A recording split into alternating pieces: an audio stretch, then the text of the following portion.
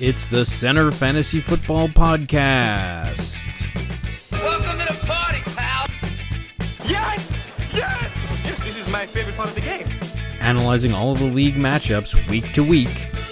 You can't win! Get him a body bag! Finish him! That is a bit above average. I said this sucks, and basically so do you.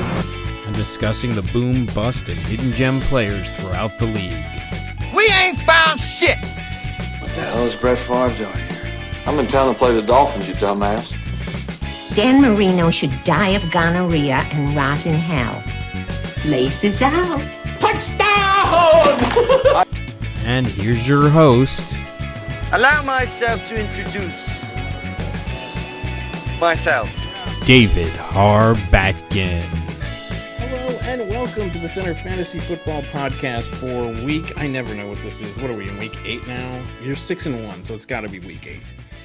Or 1-6, sorry. Sorry. Go by the Hagler's losses. Yeah, I just assume that I go loss first when you're going with Hagler's. So you're 6 losses and 1 win. So Loss on us, trust me. yes. So joining us, of course, is the victorious coach of the Hackettstown Hagglers. Is this the first win in Hackettstown? When was the last win in Hackettstown? Well, we've been on a 6-game losing streak. Manny, I think, is in a 4-game slide, so it's been a couple months, actually. Have either of you won in basketball or hockey? No. Yeah, I won a couple of 2 games maybe. When? I think you're 4-12. I think I beat John. That was I think that was So we're talking like September. It's been a drought, but it's finally broken. It's finally broken. New York. It's like New York, the Jets and the Giants. Yes, they're exactly. Yeah. You've finally broken through. Mhm. So this was quite an interesting week. Well, I mean, you could both say hello. So the coach of the Hackettstown Hagglers, Gay Sorry, Zalewski, Lombardi, that was a crusher. and the coach of the Hackettstown's finest, Mr. Manny Freeman. Hey, what's up, guys? I hear rumors that the burner team is going to be on the show again this week. Let's see if that actually comes to fruition. All right, so this was quite an interesting week. There were some really exciting games, and there were some really non-exciting games. So let's take a look at that. Right now. Okay. So these scores are all over the place. I mean, where does one even start here? So we have one game over 200. We have one team under 80. I mean, thank God you didn't play the Whalers this week. I mean, that would be the biggest blowout of all time. That's true. You let me know. I mean, Geese, I guess yours was the most exciting game of the week. We might as well start with yours. Why don't you go through the Monday night game? It was 112.50 to 91 and change. So it was a 21-point performance needed by Jared Goff, which for the most part he was doing pretty average, I guess you could say. And then unfortunately things happened late in the game that made me slam the laptop. And then there was an infamous there's a stat correction. Is that what Yahoo's calling it? Because my computer didn't change in real time. And then you texted me the article, the stat correction cost somebody $1 million. I didn't send that. Somebody else sent it. Somebody posted that up, and then I guess it must have been a national thing because Matt Lombardi probably cost him something too. I think he's joining Manny Freeman on a 4-game slide, starting off the season at 3-0, and then it's his 4th. Hackettstown Haggler hands St. Louis Blues 4th consecutive loss. Yeah. So the algorithms are off over there in St. Louis. So for Cyberdyne, he knelt his way to defeat. I know. Well, so that was the thing. I texted you. I mean, I didn't watch the game. I was asleep. I woke up from a nap, and then I saw that you had won, like, in a slim margin. I texted you something like, congratulations on your win or something, and you called me back because you thought I was mocking you. I'm like, are you mocking me? You mocking me, Mr. Gambini? And then at that time, Yahoo had made the corrections. So, I mean, it was the same old shenanigans. Hawkerson scores with no time remaining, as usual, as everybody does against the Hagglers. Swift, who actually offered me in a trade. I mean, all these people that have offered me the trade have done really well. Tyler Lockett was offered to me by the Raccoon City. Really? Yeah. And then Godwin, of course, scoring like rinky-dink touchdowns from Tom Brady. It was just – I just had it. I was so disgusted.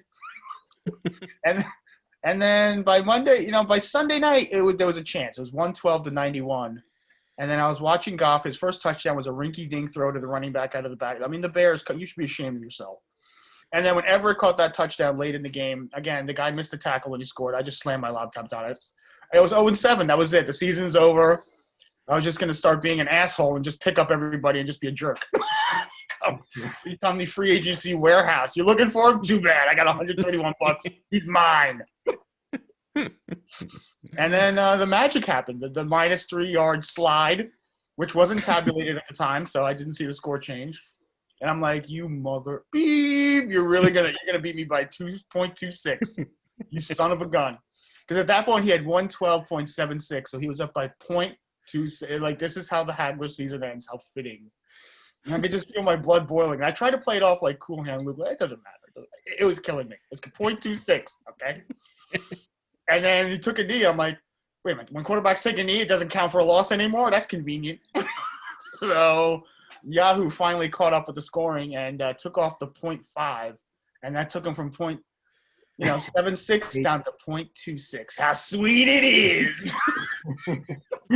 That's amazing. How sweet it is. I've never won in such a fashion. It is the most bizarre win. We've had some very bizarre losses.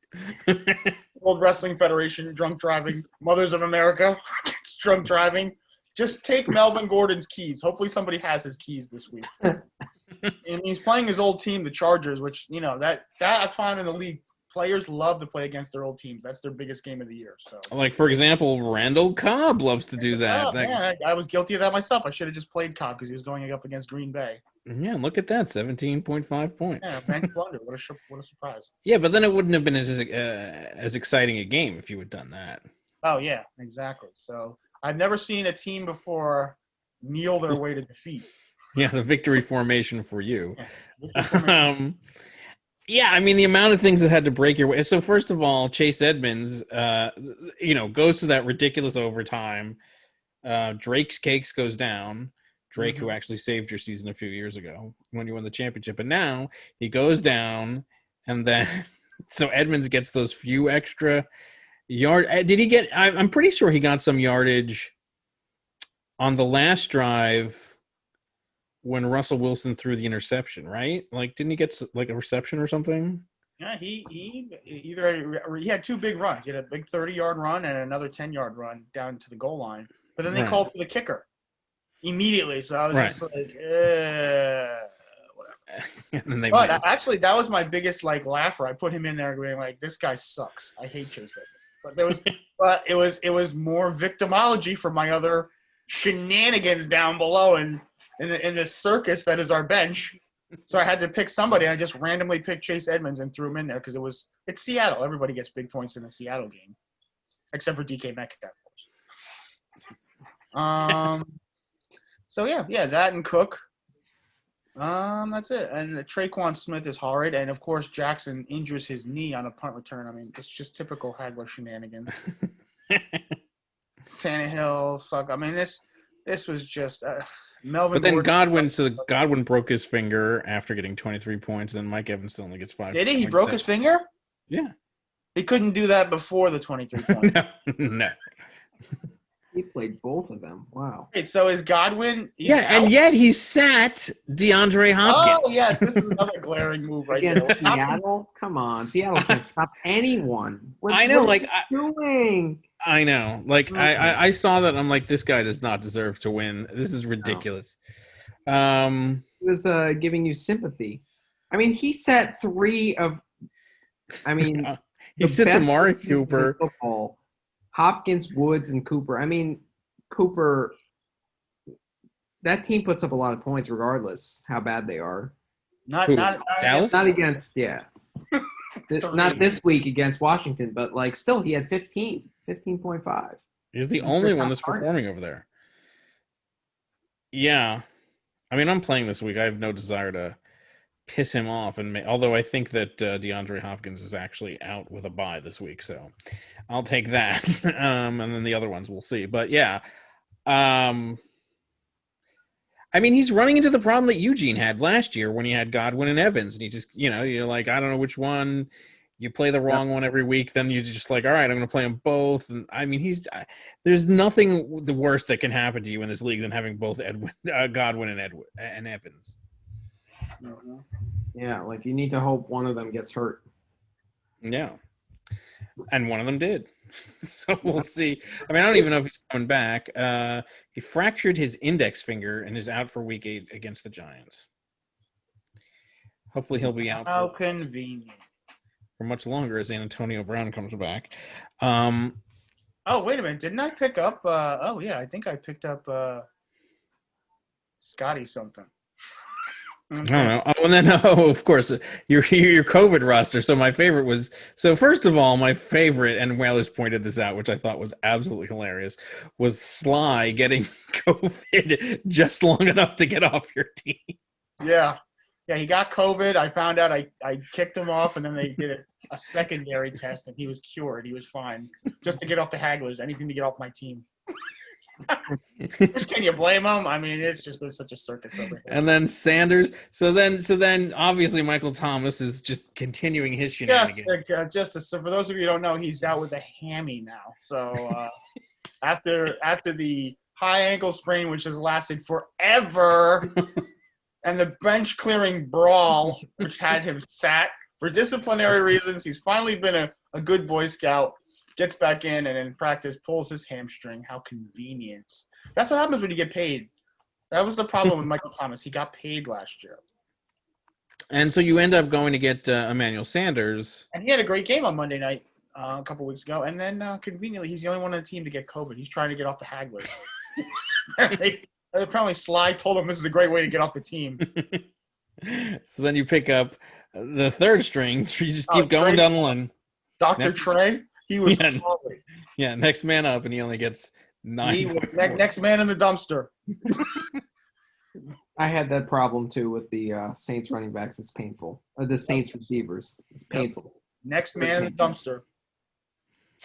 So, didn't Gage get injured too? I don't know. I'm sure he did. He's out of here next. I mean, most of these guys are probably gone. But yes, you end up limited in with a knee. Well, maybe he'll stumble into the end zone next week. I mean, but you're still alive. I mean, you were technically, I guess, still alive anyway, because everybody has such bad records in general. So maybe a 6-7 team can make it, but it certainly is difficult. But yeah, no, you're still, we always say that 7 is the magic number generally that you want to avoid. So yeah, you manage by that much. And frankly, if you look at the standings, which we will later, you're not that far off from some other teams, like the other Hackettstown team. Amazingly enough. As Pennywise says, come on down, man, and we all float down here. I see you're 3 and 4. Come on down, Friedman. So right now you're the Jets and I'm the Giants, I guess. I guess so. So from the same city as well. All right. So where shall we go next after that? We can go to get my game over with, please. Oh, sure. Oh, sure. 79 points. Sure. Burning up the scoreboard. I mean, take it away. Like, okay, so 43 points from the Chiefs team, yet Mahomes only has 14 points because their defense and their running game has been taking over that squad, and it's pissing me off. I mean, you would think that with a 43-point performance, Mahomes would be in the 35, 40-point range, but it isn't to be. Mike Williams, I mean, he had that one good game a couple weeks ago before his bye. I thought he would continue the strong streak, and he had one reception for 4 yards. So that's pathetic. Valdez-Scantling, I put him in at like 12.59 because I thought that he would be excellent. That Houston defense is terrible. I thought Rodgers would have a bounce back game, which he certainly did, but he just went to Devontae Adams the entire game and had 9 rush yards. Not even a passing play. It was just rush yards from a receiver. That gave me the 0.9. But I'm lucky that if you look at my bench, Keelan Cole and Humphreys, who I was debating with putting in, did absolutely nothing either. So, I mean, they did better than this. I mean, so you got a combined 2.3. Is my math right on that? 2.3.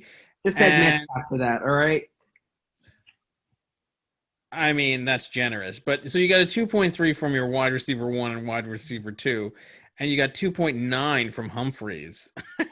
And Robinson didn't put up 31. You would have been flirting with the lowest score in league history. Yeah, Robinson was terrific. Yeah, so Beckham. By the way, his wide receivers were not exactly. Yeah, when I heard Beckham went out and was done for the game, I was, like this is great. I mean, I can perhaps steal a win here if my Seahawks perform, but they didn't. Carson went down with the injury. Metcalf had the play of the game, by the way, but I get 0 points for that. And he only ends up with 4.3 as Lockett had, 53 points? Something absolutely absurd on a team that didn't really need the points. But well, Russell Wilson had plenty, though, 35. Yeah, he did.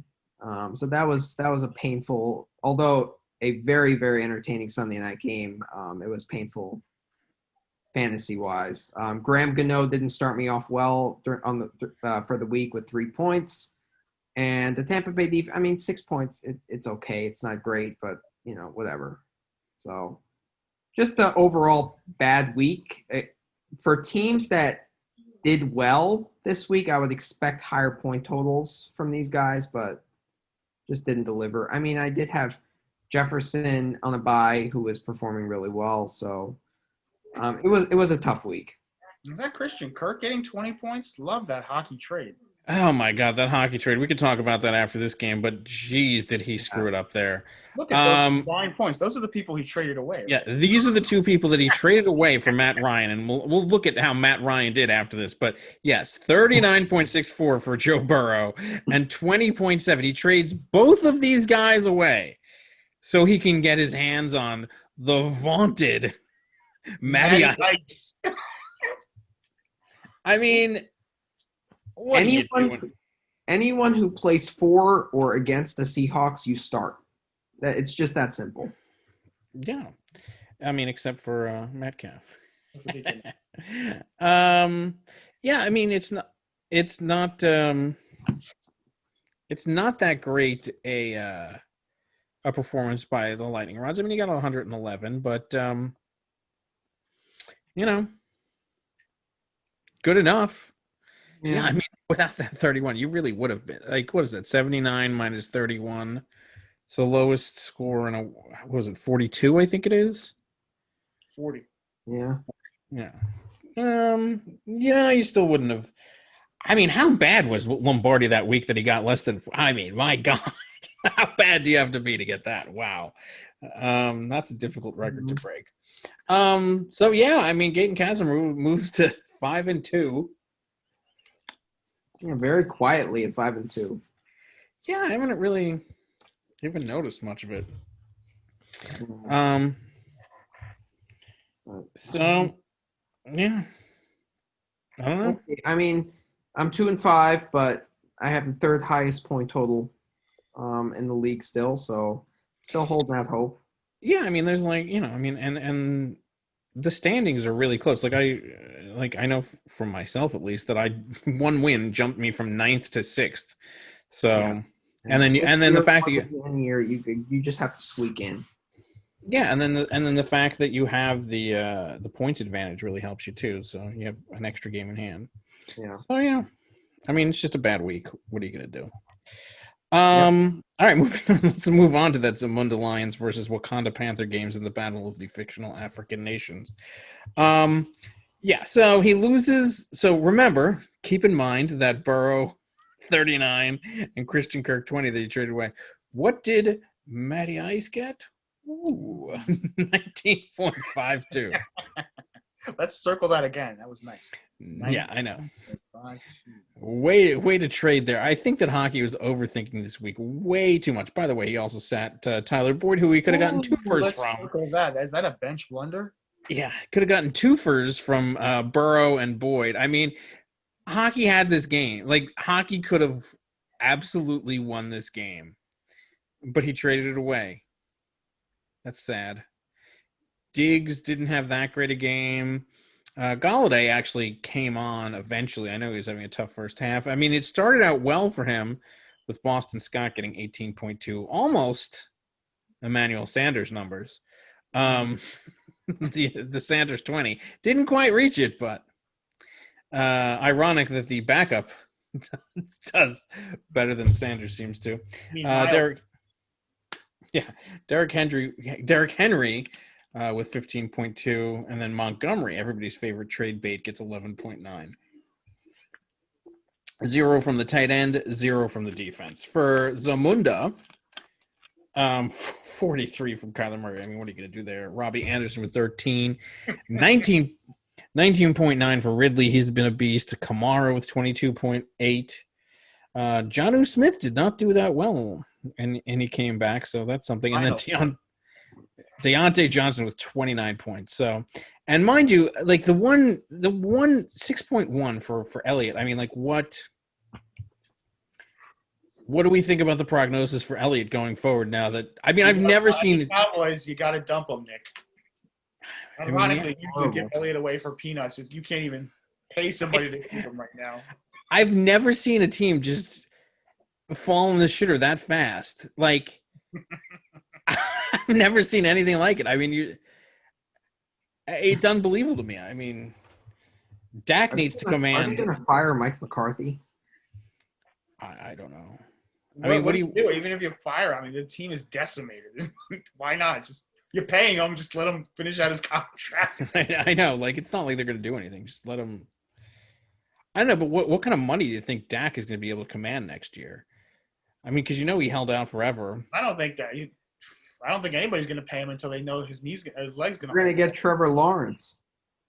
Yeah, but but if his leg actually, reattaches or whatever. That kind of injury, I mean, everything has to go right for his rehab before he can even walk normally, let alone play football. Okay, but if he can. Teams are going to be cautious. They're going to be like Teddy Bridgewater with that horrific knee injury. He's going to be a backup somewhere. I mean, maybe.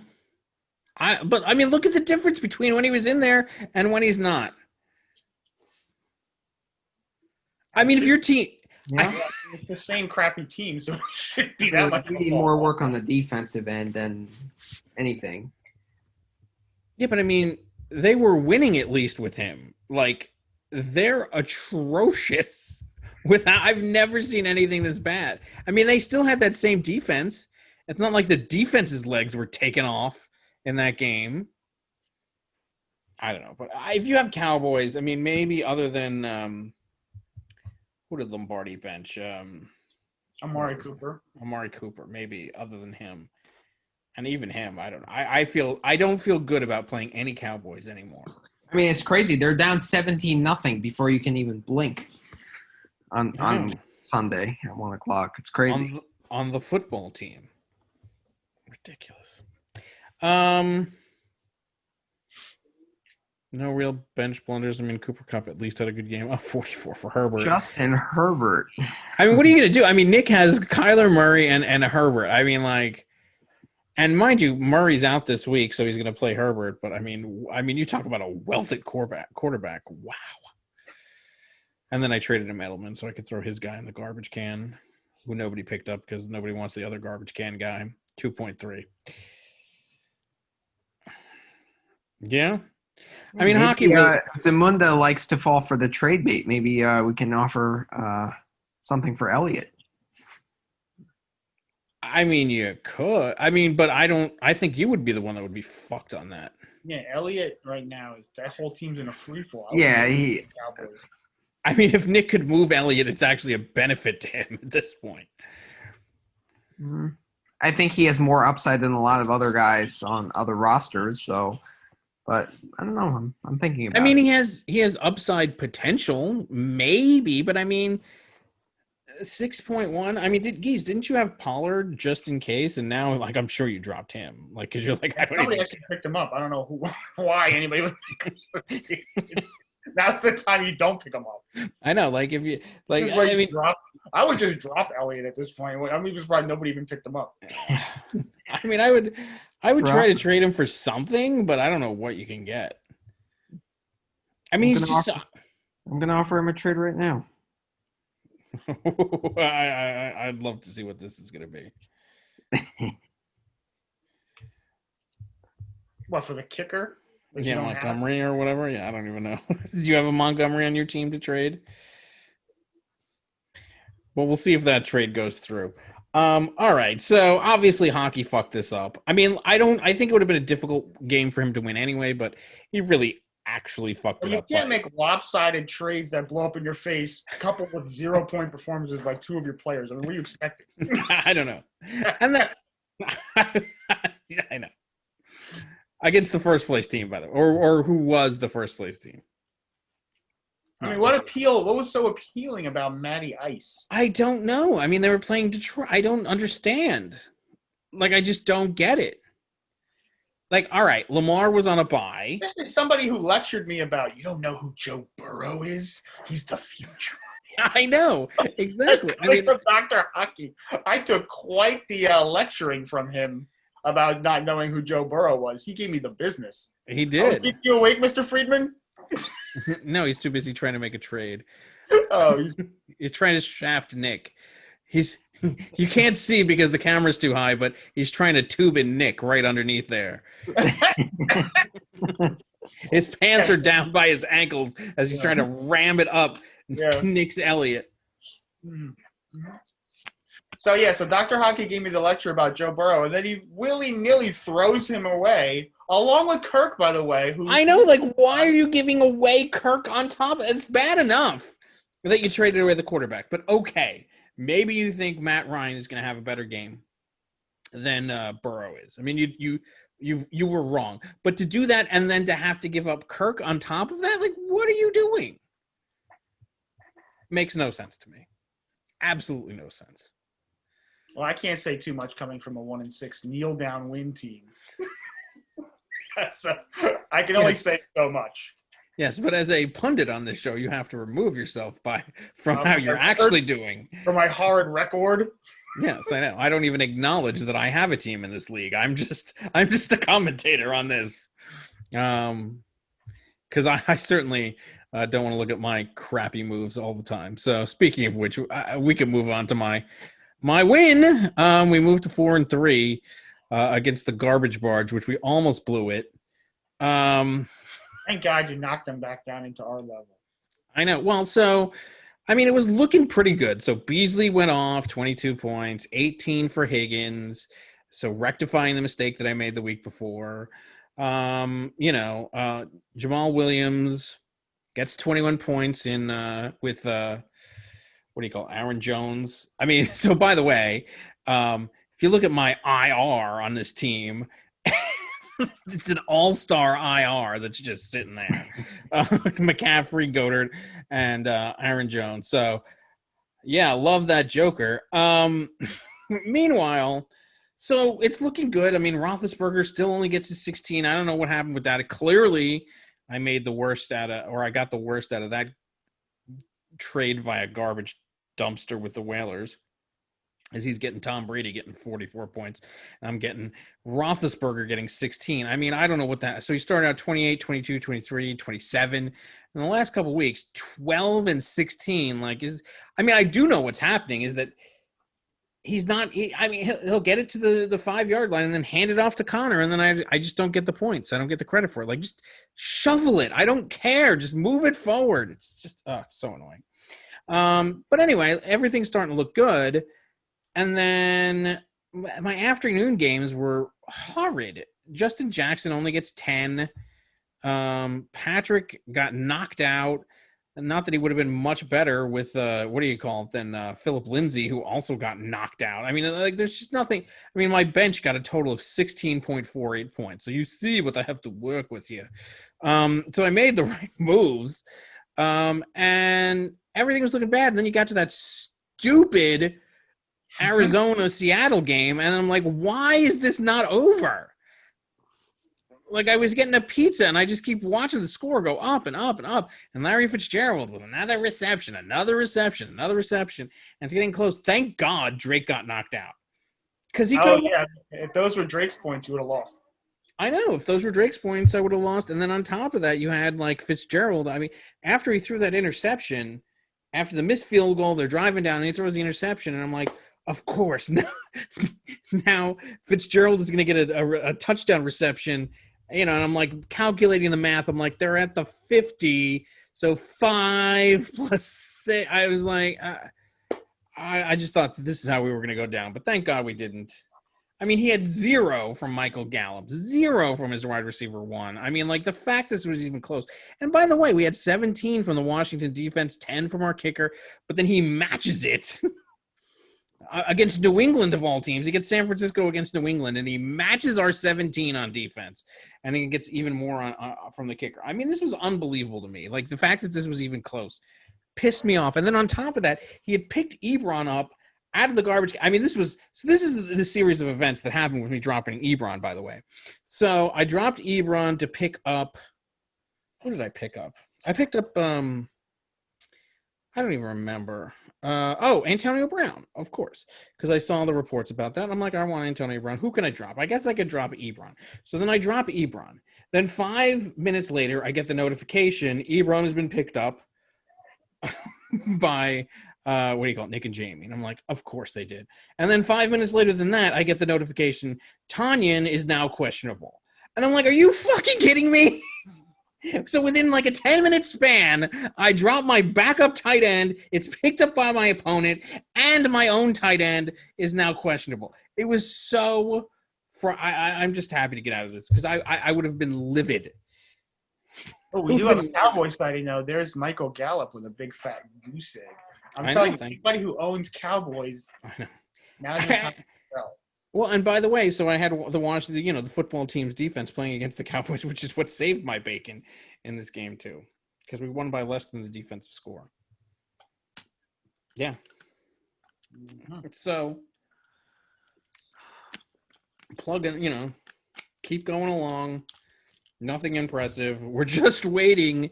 I'm just counting down the time until this section comes back onto the team, and that's all I'm looking for. Just get this fucking section back into the starting lineup. I don't know why you're complaining so much. You're getting wins when your top 3 guy or 2 of your top 3 guys are on IR. I'm not complaining. I'm happy. I'm like, just please, just keep. Just I'm trying to stay afloat long enough to get my guys back, and then we could actually be a decent team at that point. But right now, I mean, every week it's just I was telling you I found a gray hair in like the 5 hairs that are on top of my head, and it's from this kind of shit. So I don't know. Well, I mean, like every week, and then Aaron Jones is injuring his calf in practice. Thank God that I had his backups just waiting there. So, I mean, everything is gone. So I've made all of the wrong moves this season, and yet I'm still above 500. So I'll take it. All right. Moving on to this insane game. Jesus Christ. So Tillett had to feel really good about himself. And then what the fuck happened? So first of all, Devontae Adams gets 44.6 points. Crazy. But he's outdone by motherfucking Tom Brady. I mean, Julio Jones gets 17.7. David Johnson gets 6. I mean, Frank Gore, okay, you got to do something there. Font only has 6.8, 13 from Cooks, 11 from Lutz. So all looking good. And then what the fuck happened with the Whalers? I mean, a 144 is a pretty damn good score, but no. Tom Brady, 44. By the way, let's count all of the former 1603ers from this year. Tom Brady, 44. A.J. Brown, 27.3. All right, Charky got fucked on. Who else? I know there's other players from my team on this team. Kelly, 10. Fournette, 15. I mean, they're just living large over here in Hartford. So Connor gets 14. Henderson with 9, thank God, because he was really approaching my record. 10 for Kittle. 16 from Gonzalez. 24 for the Kansas City defense. I wish I spent more. He spent $15. I think I spent, 5 or 7? Yeah. Well, I mean, it was worth it. Although it wasn't even necessary because, let's see, was there anybody else who did anything on this team? Oh, yeah. 53. 200 receiving yards, 3 receiving touchdowns, 15 receptions for Tyler. People don't have that in a month. Crazy. Then can you check? I think he had another game where he had like 40 plus. Who, Tyler Lockett? Yeah. There's your Michael Thomas. It is. He had 37, 37. Against Dallas. Another 3 TD performance. Yeah. He offered me Tyler Lockett too. For Michael Thomas? Why don't you offer him back? Go make that trade offer right now, since we're all trading on the podcast. I mean, the thing is, Metcalf is so much more physically gifted, so he gets the top safety assignment. You know, like Patrick Peterson was mainly on Metcalf that entire game, so that leaves Lockett as a decoy. So, you know, and Lockett is a top receiver on 90%. I don't think if he's a decoy getting 53, what's the actual guy getting? Crazy. The actual guy's getting 4, according. Yeah. Oh yeah, of course, yeah. Well, I mean, Patrick Peterson is a top level safety. So I'm just infuriated by seeing this top line. I mean, this was my plan. He's executing my plan. It drives me insane. I mean, his quarterback, wide receiver 1, and wide receiver 2 are all former players on my team. Now, Chark I traded for, and he sucks. So fine.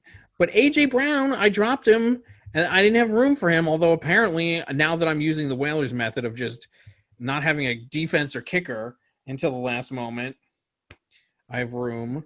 And Brady, I am pissed at myself. I mean, I thought he was going to be good, and then I just got antsy after a couple weeks.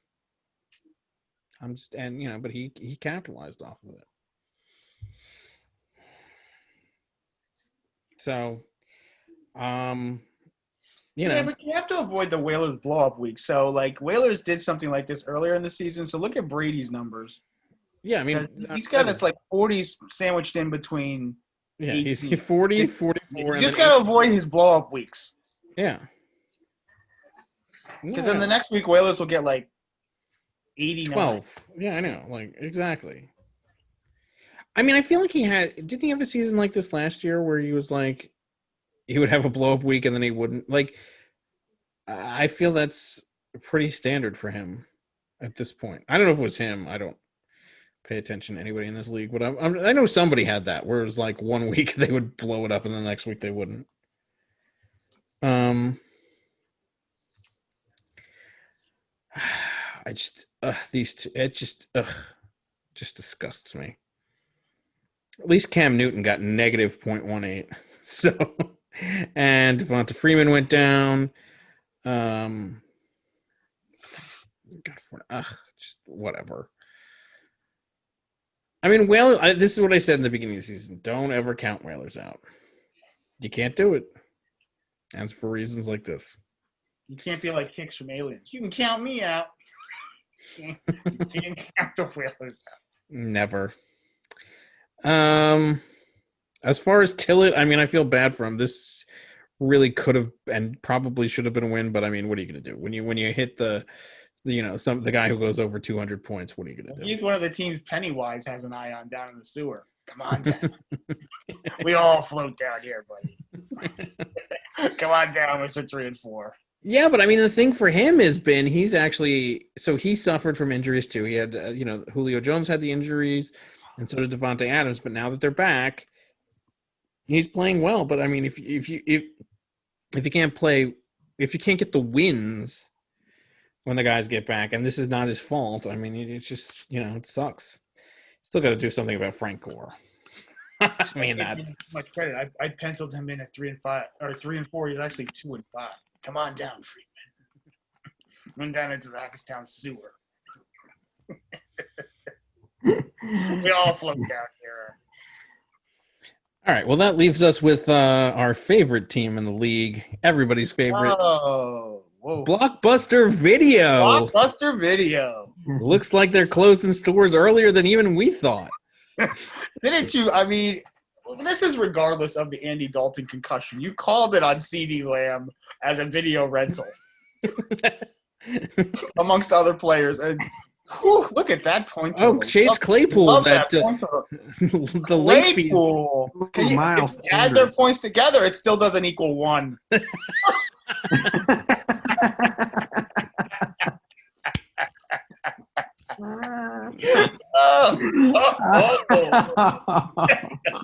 If you add these 2 players' points together, it's less than 1 point. Yeah, but these were his big. I know. Can't you add CeeDee Lambs to that too? Well, he is. Well, that's what I'm adding. I'm adding Claypool and Lamb together as points. And Sanders, all 3 of them. Oh, well, Sanders, of course, with the injury. He was injured, so that doesn't count for this but one. The people who actually were healthy and played. Okay. Combining together like Voltron for less than a point. Form armpit and anus, and I'll form the rear end. And then Mike Davis in what might be his last game, or if Final not, performance, 8 points. Yeah, 6.1 from Josh Jacobs, 6.1 from Kelsey. That's unusual. Now, this is a rare thing that happens with him. He actually chose the right guy to play. 22 points for McLaurin in this game. Now, granted, he sat Gibson, who had 18.8. But why would you, with numbers like this? I mean, they also didn't equal that. Wouldn't you expect more? Oh, yes, DJ Moore. Oh, how do you bench him? How do you bench him? We got to get him back on the show. I know. DJ Moore, I'm sure he's going to be more than satisfied with this loss. So, yeah, I mean, but Will Fuller, I'll give him credit. Will Fuller has not been injured yet. No. I mean, he's not doing well, but he's not playing like he's injured. I know.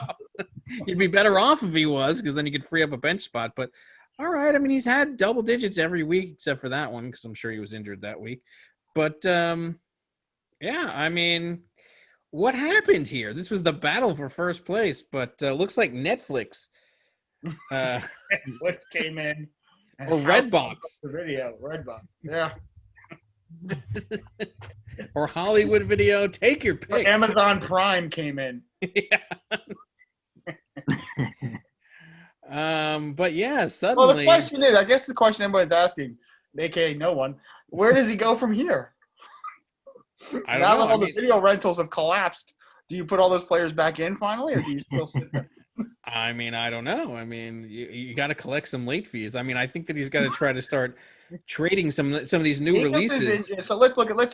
So Jacobs is injured. Who knows how long that's going to be? Maybe he'll be back. Maybe that'll be extended. Well, let's see. What are they saying about Jacobs? So he's not that injured. I think he's just questionable. All right. So assuming he's not that injured, that's fine. So Sanders is going to be out for a while. 2 weeks. And then now you're going to – so Mike Davis, this could be his swan song with McCaffrey slated to come back. We know how putrid the Dallas offense is. Let's assume Will Fuller doesn't pull his hammy again. Kelsey will bounce back. McLaurin, are we going to expect that out of him? I know. He played Dallas. I mean, that's why. Yeah, that's why. I mean, McLaurin, other than this, I mean, all right, 22. So then he played the Giants the week before with 14, and then he played a real team before that and got 5.6. So what kind of totals are we going to be looking at from Blockbuster Video going forward? I mean, granted, so after the bye, when McLaurin gets back from the bye, he will play the Giants, so he'll probably get another 14 points. But then, oh man, he has Dallas again. All right, I mean, he might, by virtue of the schedule, get some points, but he ain't doing shit against Pittsburgh. San Francisco, no. I mean, Seattle, maybe. Carolina, and then Philadelphia. I mean, that's the only thing he's got going for him is the schedule right there. And obviously Gibson has the same kind of schedule. I mean, I don't know. I mean, but Gibson is not, I mean, he had a touchdown. That's really what boosted it here. And he played Dallas. Yeah, I don't know. I mean, like CeeDee Lamb, he could go away. I don't even know why you occupy the space with him. Mike Davis is going to be useless in a week.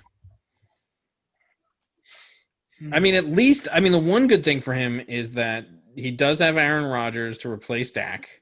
So that helped him, but I don't know. I would be worried in like, I don't know. If I was the owner of Blockbuster Video, I'd be worried. Mm-hmm. Maybe, but I'm sure he'll just brush it off, and I think you gotta have like a special where you get like a free popcorn. I know, like you got to offer something here. You gotta start offering deals. I know he definitely has to waive those late fees. All right, for Gronky Kong, the now first place Gronky Kong. So Josh Allen underperforms with 16.3.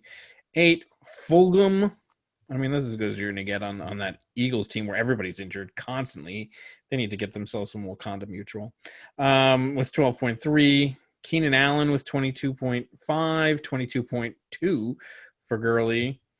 20.6 for Bernard, filling in for Mixon. 17 for Waller. 15 for AJ Green, beating his old guy. Sweet it is. I know Blockbuster decided to drop that one and sell it to on the secondary market. So I don't know. And this is a week, by the way, that Thielen was on a bye as well. So I mean, and Tucker. He actually kept the spare field goal kicker on this. So, I mean, he moves into first place, 6-1. Mirror image of the Hagglers. Yes. But yeah, I think how many words of an apology would you like from Eugene this week? Well, he said I owed 1,000. We'll split the difference. I'll take $750. And you, Manny, how many word apology would you like? Well, I'll take $750 as well. Sounds about right. Yeah, I mean, I'll go light. I only need a 250 word apology. I mean, I am embarrassed. How about a free rental from Blockbuster? Yeah, that would be nice. Like yeah. Yeah, Goonies. Is Goonies still on the shelf? Troll 2. What's that movie? The Blue Lagoon, or about batteries not included with Jessica Tandy? Something. What can you get at Blockbuster these days, anyway? How about a free rental, Eugene? Throw in a popcorn and we'll call it.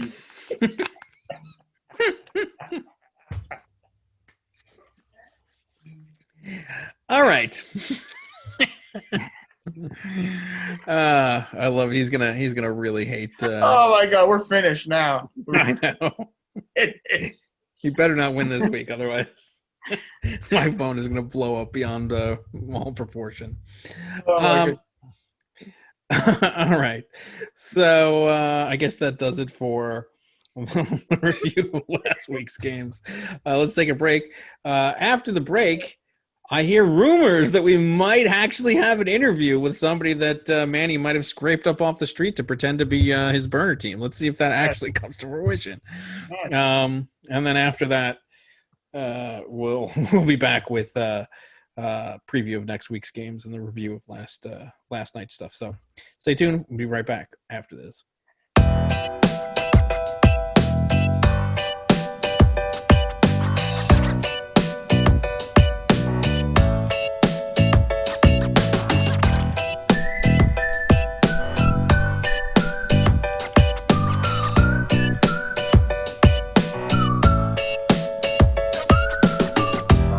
Welcome back to the show, and joining us is some guy that Manny picked up off the street that he's claiming is the coach of Gronky Kong, Mr. Harsh Patel.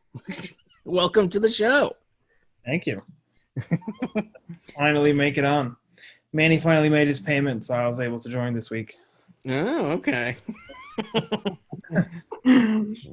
So, first off, you named your team Gronky Kong, yet Gronk has been available at multiple times throughout the season, and yet you have decided not to get him. 1 second, Geese is coming onto the program here. But here's Geese. We've already started, so welcome on. So why have you decided to not go get Gronky Kong if you're going to name your team that? I mean, he's only started doing well the last 2 weeks. So, I mean, This the vaunted Gronky Kong? Who you can find off the street, Manny? Such short notice. Yeah, I can find my best man at the wedding on the street. So what do you pay? $20? Yeah, exactly. on the payment. Otherwise, I would have been here weeks ago. How much did he inform you about your team? Like, what do you know about your team? Yeah, what do you know about your team so far? Now I know that I don't have Gronk. That's about the only thing I know so far. There you go. That's the first thing he told you. Yeah. And that you're in first place, right? You know that too, right? First place, yeah, apparently. Whatever. No, but I mean, all right. I understand why you wouldn't pick up Gronk, but I don't understand then why you would name your team Gronky Kong. I'm just diehard Patriots fan.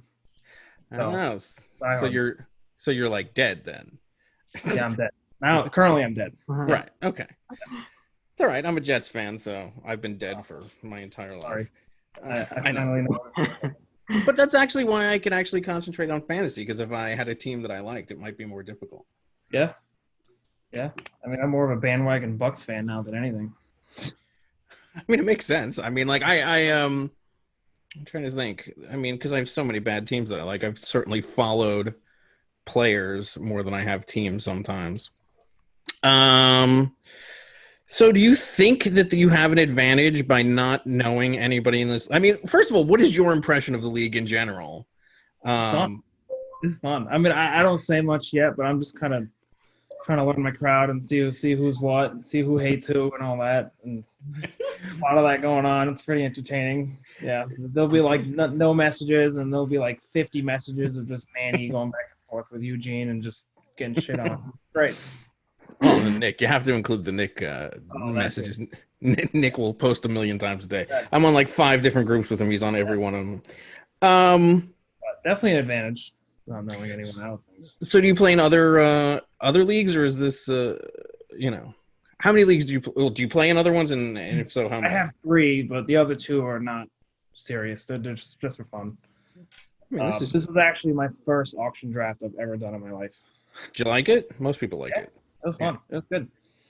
Yeah. I like the waiver wire system the best. Yeah. I think we. For sure. No, go ahead. You've certainly taken advantage of it. Like, yeah. I mean, so do you see? Like, do you wake up on like Wednesday and go, "How is this guy still available? Did nobody read anything?" Because I feel like there's a lot of stuff that's left, and you'll make a move and you'll pick up somebody. I'm like, how did he? Is nobody doing anything in this league all the time? Like, because I'm bursting at the seam with COVID and injuries, and we all know Gaze's clown car that happens every week. So a lot of us don't have any space to make any moves, but like, is there nobody else paying attention? Like, I don't understand it. Yeah, I mean, I feel like everybody it feels like every single person is checking. I mean, the amount of times my phone's going off with who dropped who picked up who, all that. Sometimes I feel like I'm late to the party, actually. But I've actually also been very lucky that I haven't really had COVID affect my roster at all. Mm-hmm. Pretty much Amen, brother. Amen. bye weeks. So Uh-huh. injuries, I mean, one injury really to Chubb, but other than that, I mean, it's kind of been smooth sailing. It's probably why I'm 6-1 and everybody else is struggling with just picking up guys nonstop. But yeah, sometimes you just got to get lucky, you know. Okay. Well, we'll see what happens. It looks like Manny, every time right before you talk, Manny always looks down like he's texting you what to say. I'm not. My hands are free. All right. Manny's never been this quiet. Man, keep your hands up the entire time. All right. Well, let's quiz you. Let's. I don't know. You You want to? taking advice from me? I'm in fucking 10th place right now. So Well, that's why we have a burner team. How Yeah, can perhaps you're the burner team. Do you think Yeah. that Manny is the burner team at this point? Yeah. That 1 week that Manny was talking all that shit, and then I looked and he was down by 50 still. So that picture of Manny passed that on the cat, he was sitting there intoxicated. Is that your picture of him whenever he calls? Yeah, I'm the one next to him. Yeah. Nice. That's at probably like 1:30 a.m. on my wedding night. Just Nice. both of us just totally just trashed. Yep. That's what I'm talking about right there. That's how you do it.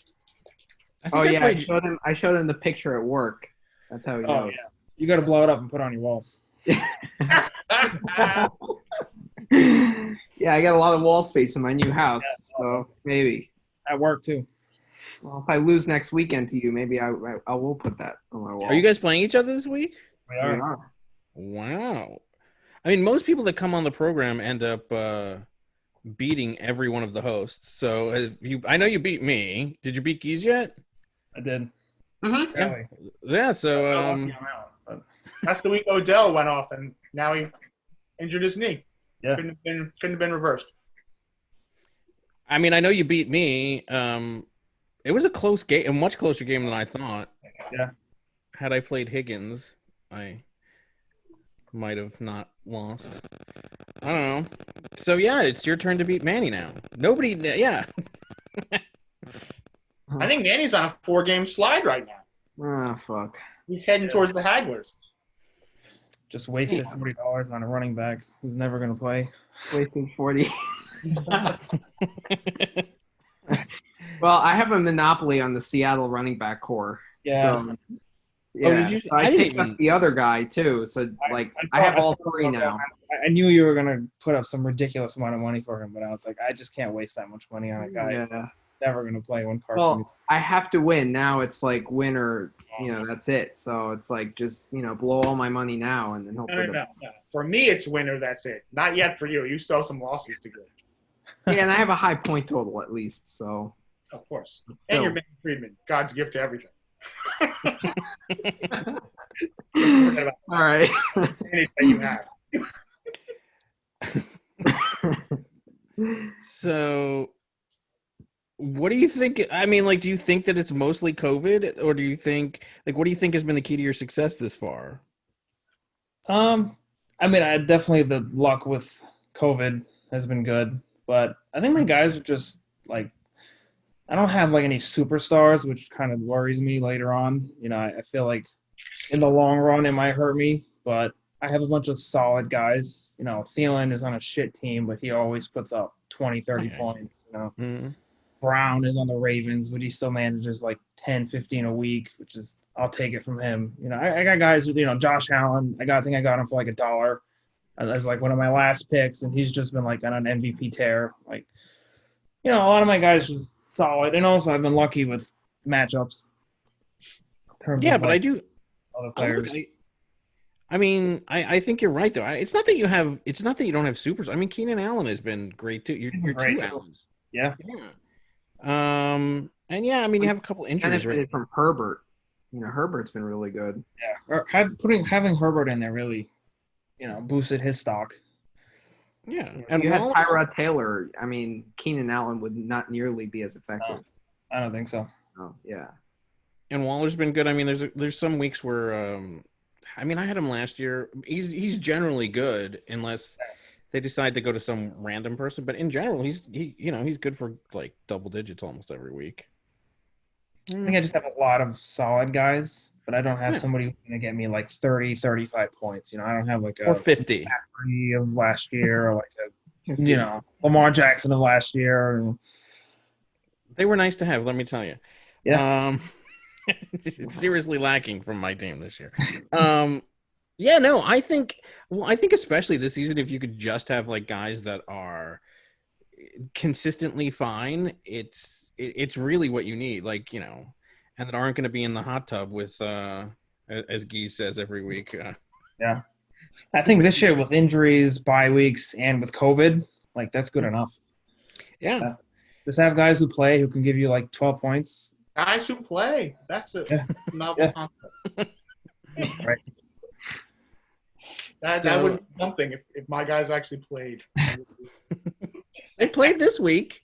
That's the least of our worries. Guys who play. Guys who don't get into drunk driving, bench walls in practice. We could go on and on and on. We'll save it for the podcast. He is Michael Thomas. Yeah. And Melvin Gordon and a bunch of other people. Oof. Yeah. So how often do you – go ahead. So I want to actually ask a question to you guys. I thought Gronky Khan had a decent draft, maybe not the best in the league, but I do think – but you guys were like not fond of his drafting strategy if we go back to week 1. So I mean, that's so long ago. I'm sorry. I'm sure I that was so long ago. First of all, I try to shit on everyone. It's very hard for me to give anybody any compliments ever, except for myself. And I'm hardest on myself, to be honest with you. What did I say? I don't watch this stuff. I just remembered you were like, this is not a good team. I mean, you were also crapping on my team too. Well, I guess, that's. I was right. I was half right, at least. Half right. Yeah. True. Well, let's see. I could tell you this. So historically, I've been down on Keenan Allen because I think there's like some leftover impression that I have from the lacerated kidney a few years ago or whatever it was. Like there was like 2 years in a row where he had just the most random kind of injuries, and I don't know. I just didn't like him for that reason. So I was a little biased there. I think I did like Josh Allen, didn't I? Like, or at least I was like, oh, it's not bad. Yeah. I could be wrong, but he's outperformed what I thought. I think I probably said Thielen was good. I'm sure I said that, right? Yeah, that was one pickup that you said was a steal. I probably had. I mean, I had Waller last year, so I probably. My guess is that I said that he's exactly. Well, you were hypercritical of his wide receiving core. You were like, you thought there was a weak core. Come at me, dog. And then you also didn't like that he was picking up quarterbacks and storing them. Oh, God. Oh, that. I mean, that was mostly my own bitterness. But yes. Later on. And you still have Minshew Magic on your team. I was just pissed that week. I'm pissed. I've been pissed a lot of this season. How many quarterbacks do you have now? I have 3. Storing quarterbacks. Yeah. Why are you storing so many quarterbacks? I mean, do you think $3? Nobody wanted them. Right. Really? Nobody wanted Baker Mayfield. Shocker. He's been putting up a lot of points lately. I mean, nobody wants what do you call it, Andy Dalton either. I'm sure you could scoop him up. Yeah.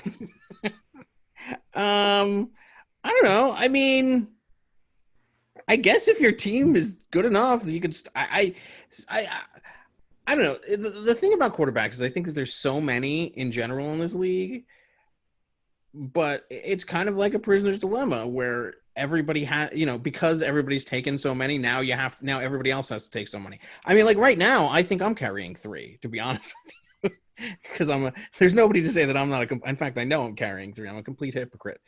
3, and I don't even have room for them, which is why I don't currently have a defense. And I don't know what's going to happen with injuries. Or my team's an entire what's it like to wake up and just know that you're going to have a team that's going to play? Because my entire week is just a stressful nightmare of not knowing what's going to happen. What's that like to just like win and like feel good about your team? A lot of luck. It's a lot of luck. Yeah, I don't think I have had one. Like I said, no COVID. Nobody's getting hurt. I thought Keenan Allen would be hurt by now. Definitely. Yeah, he's always hurt. But I think I got him so late in the draft, it was like, whatever. I'll just take him. I don't think I even had like a real. Well, I had Thielen was like a main receiver who I knew I could start every week. But I mean, Marquise Brown, I don't know. He's okay, but Lamar Jackson is not the best thrower. So. Well, neither is Kirk, what do you call it? Kirk Cousins, but somehow he has to throw to somebody. Right. You had T.Y. Hilton earlier in the year. T.Y. Hilton. Yeah, he was trash. I think I started him for a week. Yeah. I guess I drafted CeeDee Lamb. I don't even know if I want. I mean, I guess you could say we both lost that trade because I don't even know where Jarvis Landry is now. And, Le'Veon Bell, I didn't start him last week. He put up like 4 points. So I don't even think I'll start him. And then he has CeeDee Lamb now with I don't even know what quarterback the Cowboys are starting this week. So in the end, it's probably a wash. DiNucci, and then you picked up AJ Green, who was terrible. AJ Green's good. So yeah, what happened with that? Because I made fun of Eugene till the end of time for constantly trying to start AJ. I think I actually probably mocked him so much that he finally got rid of AJ Green. So you're welcome for having. He was awful. I think it was last Wednesday, and I was just shifting through the trash, and I saw that he was there, and he put up like good amount of points that last week. He had like 10 targets, and I was like, what the hell? Good matchup, just give it a shot. When you look through the trash, like, are you looking through the notifications more? Because clearly it seems to me the Whalers just sees whatever happens, and then the next minute he goes and picks up that guy. Like, are you focused more on the notifications, or are you more just like, let's see what's happening here? Oh yeah, I look at injuries. Okay. And I just make a list of like all the backups, and I just go through the waiver wire, and I just look for any backup that's available. Like that's what I did with Bernard. I was like, I'll keep him. Why not? And if Mixon doesn't play, then it's a great play, and it worked out. And if he didn't, then I would have just started Bell and just hope for the best. So. And are you watching like fantasy shows or podcasts or anything? I don't need to know which ones, but like, I mean, other than not this. Not too much. Just watching just like knowing who's injured is like done the most for me. And do you watch like how much of the game, like the actual games, do you watch? I usually have Red Zone on for like the entire day. Yeah. Yeah, that's my mistake this year. I feel like last year I like didn't even watch. I didn't have so I'd have whatever the local crap game was, which was always like the Raiders or something terrible. So I would just have to go on the statistics, which actually made me a better player. I find that me watching the games this year, because I finally spent a ridiculous amount of money for this stupid package, I feel it distorts me. I mean, like I see it with Geese all the time. Like he'll be watching the game and like think somebody's horrible because he's like, they're never looking at my guy. I mean, granted, this year it's a little different because your guy's like literally not even on the field. Your guy's in the hospital or in a jail cell. But like, you'll be, and then you'll be like, he never looks at my guy. He never does anything. But by the end of the game, he'll have like 15, 20 points, right? Yeah. So, Manny, you're not going to ask him for any trades or anything else? He's been amazingly quiet. I know. Like, normally you're hounding. Dexter. I'm just listening. I'm just looking how to beat him this week. I'm just thinking. Oh, yeah. Thinking how to beat him this week. That's all I'm doing. How to beat him. Right. Yeah. Well, I'm looking at this. It doesn't look like it's likely. He has slightly more points than I do, but that's all I have all I have to hold on to. You mean overall? Yeah, I think overall you're outscoring me by like 9 points, but you just. Are you? Let me ask him this: are you surprised with the ease that you swept into first place? I mean, kind of. I honestly don't think that my team is better than Zamunda. I mean, when I went up against him, I was like, I'm gonna get crushed because I saw his lineup and I was like, holy shit, what a draft! Mm-hmm. And I don't know. He. I mean, I think he has the best team if I'm being objective, but I think it's been a little bit of luck, and I like some teams I looked at, like Manny's team, I thought would be a little better, but it's not. It's not.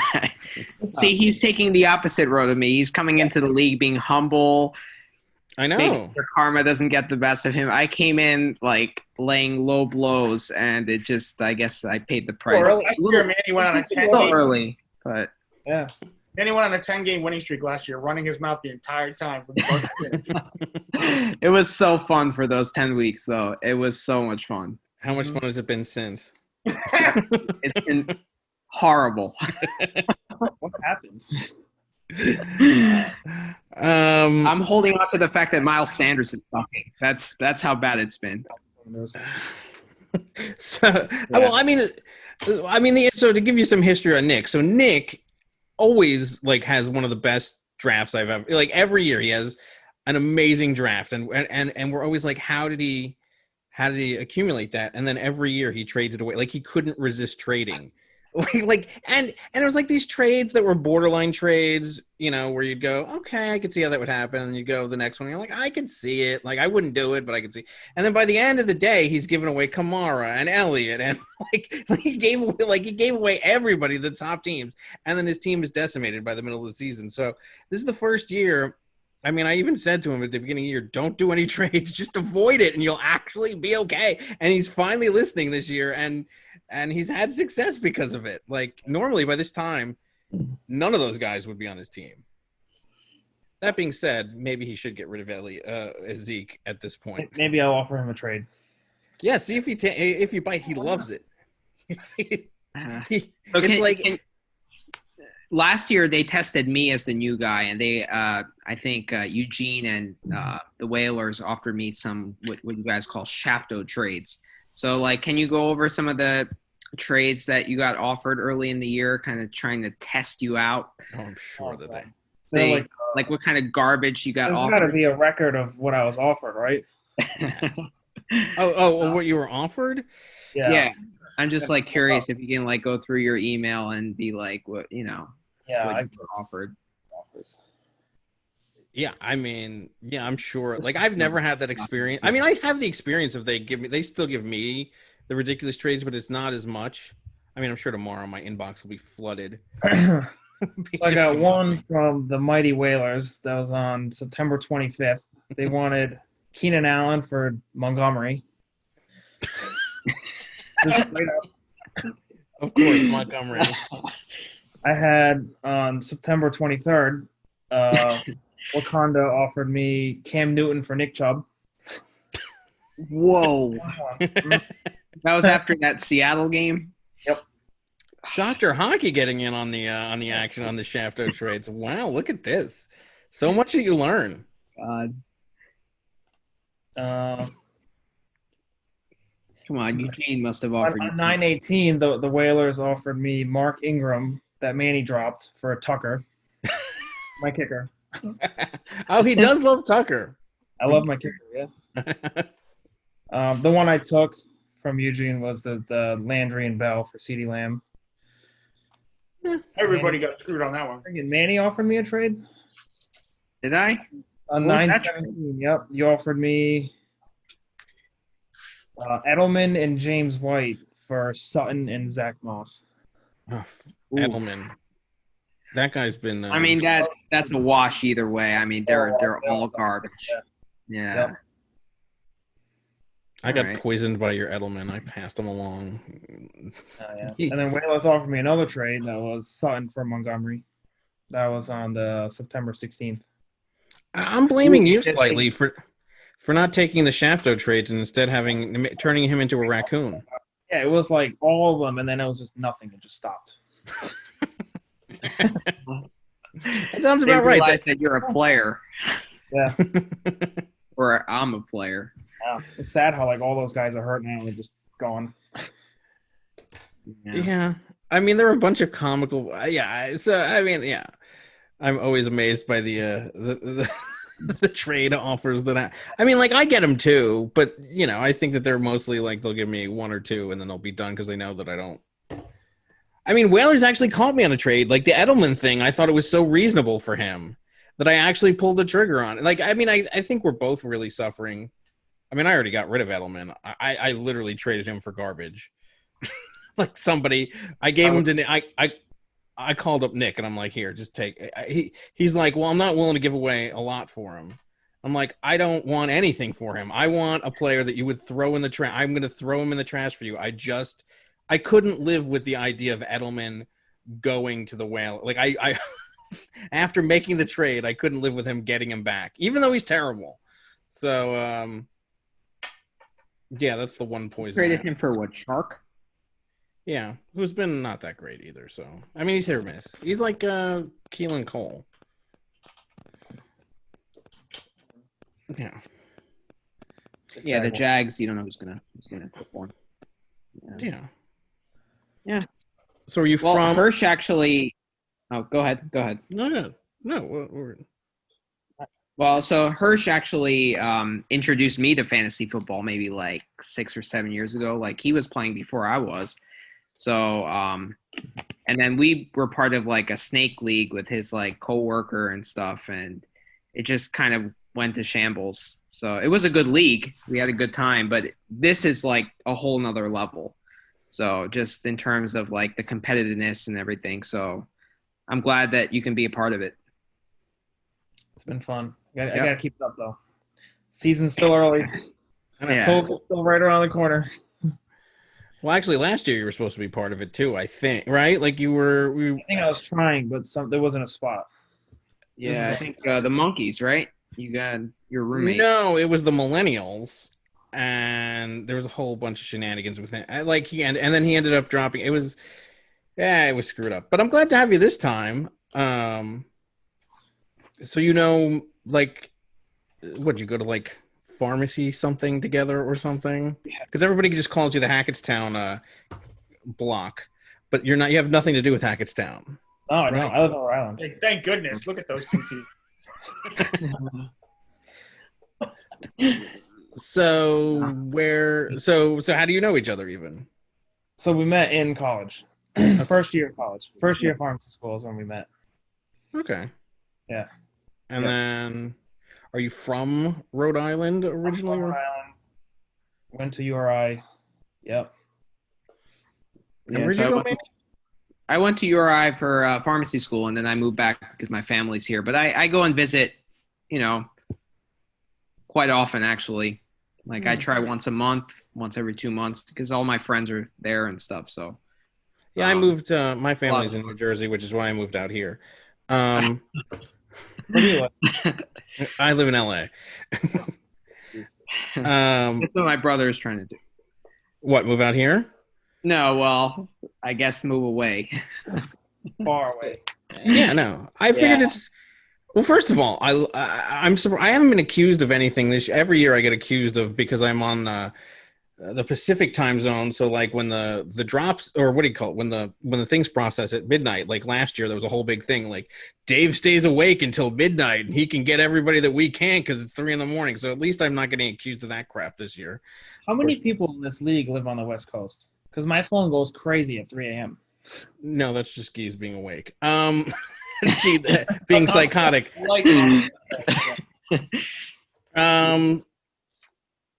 Yeah, right? Because Audwin lives in Florida. Nick just moved to Pennsylvania. You two live in Jersey. Yeah, Whalers lives in Michigan. Yeah, I think I'm the only one not in the Eastern time zone now. So you're in Carolina. Yeah, exactly. But that's still, nobody's not in the Eastern time zone, which I don't know how you guys do. Like at this point, I don't think I could go back to trying to watch games in that time zone. It's awful. Like you have to wait until 1 p.m. Like I wake up early in the morning and it just goes on throughout the day. And then I kind of have an evening, not that there's anything to do out here because everything's locked down, but at 8 p.m. everything's over. So I don't know how, like what, it ends at like 1 in the morning. It's brutal. 11:30. Yeah. No, but that's go ahead. Oh, so Gaze and I joke around because we work together at the store at the CVS. So on Wednesday night, that's when the waiver transactions go, and we also get paid every other Wednesday night, or like that's when the paycheck comes up. So like we check the paycheck and then we check the waiver wire. It's like the best like middle of the night ever, So you can relate because you get paid the same time we do. Yeah, I do. Yeah, I actually hold off on the waiver wire. I don't go crazy. I usually check it in the morning. I actually wait till the morning. I don't get Yeah, up. but by then, all the raccoons have raided the dumpster. There's nothing left. Yeah, but the raccoons have also shitted out the players that they've had, and then you can go on. I mean, last week I think I got Green and Bernard at like 3 in the afternoon, 2 in the afternoon, my time. Sitting there. Yeah, that's what I'm saying. It's like that's what's absolutely ridiculous that nobody's getting these players. Like, there's people around. There's always players around. Yeah, I mean, I think so. I have been awake at midnight to sometimes get people, or 3 a.m. for you guys, but it's not even in the auction really, because that's the thing about the auction. It drives me nuts how long it takes to process those stupid things. Because I mean, like, wasn't there one night, Geese, where you stayed up until like 6 or 7 in the morning? Like waiting for it to process. Like last night, it processed after 4, which was garbage. Yeah, I shouldn't have been awake that late, but no comment. But you have renewed hope after your win now. Oh yeah, our big win. So why are you still wearing the mask since you won? Well, the team is still diseased rhinoceros pizzles, so I have to protect the rest of the league from this horrible, debilitating disease. Known as Hagler. I'm doing this for the community. Known as Hagler 20. Don't catch the Hagler. I don't know. I don't have much else, but I do want to get your thoughts on this week's game with Manny. Oh yeah. So, can you share the screen? Let me see if he. Oh yeah, let me share the screen. So you probably wonder like how our names originated, and since you work at CBS, you would know. So like the hagglers are what we call our customers, and then we also call them because like they just haggle us into doing all this stupid shit. Yeah. And then the finest are those like what we refer to as the like the druggies, or like people getting the narcotics. They're like Hackettstown's finest. So that's how we like named our teams. So how did you become the druggie? Oh, well, that's this year, I guess. That's my yeah. record. Yeah. And mine is based on so me and Geese were college roommates, and 1603 was our dorm room number. Very cool. Dave's secret crush has to do with his obsession with me, I guess. Nick and Jamie, I'm sure you can imagine where that creative name came from. The Whalers that was his team so we used to play, like, we were well ahead of the game in terms of video games. We used to play video games all the time in college, and the Whalers was his team back when. And being from Rhode Island, you should at least be familiar with the Whalers somewhat. So that was his team in the BHL, it was called. Tillet Tray. So Tillet was the dining hall that we lived in, and so we would give out, for those leagues, we would give out awards, like the Semi Cup and whatever, and the Randy Watson Trophy. But last place always got the Tillet Tray. Like you were stuck with the tray, so that's what he's named himself as. Lightning Rods, he explained what his thing had to do with it. He works as a New York City subway operator, and that's like the third rail or something. And the rest of them, I mean, the Blues was his BHL team, Wakanda and Zamunda. I'm sure you can imagine where that's from. So, yeah, that's where these names come from. All right. So this is your game right here. You could probably see it on the screen, right? So right now, bold move, Cotton. You're not going with a kicker. Yeah, I'm doing what the Whalers do and seeing which Seattle running back starts. Yeah, I'm doing the same thing with my defense. I have to say the Whalers' ridiculousness has inspired me to do some shenanigans. I think there's going to be like a mad dash at like 1 p.m. on Sunday for everybody trying to get a defense that's still available after we find out who's available and who's not. Oh, shit. The Eagles are playing the Cowboys. Fuck. I know. I tried to get. I was like looking at that, and I was like, yeah, it's And I went back. Them. Well, I went back and forth last week on, because they were playing the Giants, and I was like, but I knew that they were also playing the Cowboys this week. So, yeah, that's Can good. the Chiefs stop fucking running the ball and relying on their defense to win games? I mean, this is ridiculous. It's an Andy Reid coach team, and they're relying on their defense to win games. I mean, Well, I mean, if you ask Geese, that's the problem with Andy Reid, is that he's too clever for his own good. Yep. it's true. I mean, obviously his team. I got. Obviously, his team is better than yours. I'm looking at this right now. Like, what chance do you think you have? I mean, all right. So you have Jefferson and Thielen going against each other, and he clearly has the better wide receiver out of the two. Now, it's possible there's been a game or two where Jefferson has gotten the better of him. Like, I guess it's possible there. Humphreys is not bad. I mean, What has Humphreys done? Well, he got 2 last week, but I mean, but the week before he had 18, so it's possible that he could do something. But I mean, he's going against Keenan Allen, and that team is going off. I think they're playing fucking Denver. Yeah. I mean, Josh Allen might have a bad game going against New England.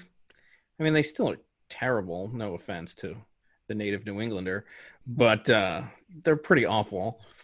And I mean, Jets. That's a I know. As a Jets fan, let me tell you something. He's gonna better than that. Although when you play the Jets, they're so bad that they actually have performances that are not that great because it's like they're going to be up 35-0 at halftime and then just rest their starters for the second half. Yeah, exactly. So, is this the second time you bought Hyde? Like, did you? No, I didn't. This is I overpaid for him, but I needed him. All right. And then we don't know what's happening with Carson right now. And I got the third Seattle running back too. Oh my god! And you have to go with Hines, because Robinson is out. Wow, you are getting lucky with the schedule because you are fucked this week. I just can't catch a break this year. Yeah. D Dallas. Yeah, I wonder. That's the third guy. Is that what you're saying? Third guy. Yep. Maybe does Dallas. DJ Dallas. What do you think? All right, who do you think is going to score more, DJ Dallas or the Dallas defense? It's probably DJ. The honorary DJ. Dallas defense. He's the DJ. I'm the rapper. He's the DJ on the burner team. And you both have running backs that are on IR that theoretically should come back at some point, right? Eckler's got about 2 weeks left, right? Yep. And I'm curious about the Hilton pickup, Manny. I mean, he's been discarded as total garbage. What do you see in Hilton? Man, yeah, I mean, except for the one double-digit game, his numbers have been putrid. They've been atrocious, but he was on the waiver wire, and I was like, whatever. I mean, I had Marcus Valdez-Scantling, who I thought would have a big game because Aaron Rodgers, I thought, would torch the Houston defense, yet he got like 2 targets. So I thought, whatever. I'm just trading garbage for garbage. Why don't you package him up in a junk bond deal like Whalers would? No, I have a little bit more integrity than that. No, you don't. You just haven't had enough opportunity. Please, you're not like you have no integrity. If you could screw and shaft somebody over, I have no doubt in my mind that you would absolutely do it. Oh, a la Michael Gallup last year. Michael Gallup.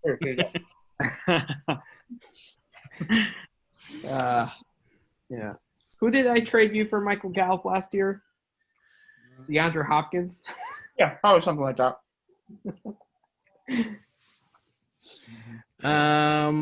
Yeah, so obviously, I mean, I know that your sorry. Yeah, I know that the kicker will make a huge difference. I think your I need to defense- hope for like kind of week like I had 2 weeks ago against Wakanda. What happened then? Like Did you my beat team him? was on the whole team was on the bye. Yet I scored 150, but he scored 170. Right. So Yeah, I mean, his Hines. How much has Hines gotten since? Wow. All right, maybe this is his big week, his bust out week. Is Mixon playing this week? I haven't heard anything. I don't think so. I think he's not because I think they're going to wait till after the bye. Okay. Yeah, so then in which case you're really fucked. I'm clearly gonna pick Rocky Kong in this game. I mean, come on. I mean, even yeah, I mean, too. Yep. I mean, Metcalf, can you score more than 3 points? I mean, I thought he was doing really well. I mean, besides Class last week. Metcalf numbers. so bad. yeah. What happened to?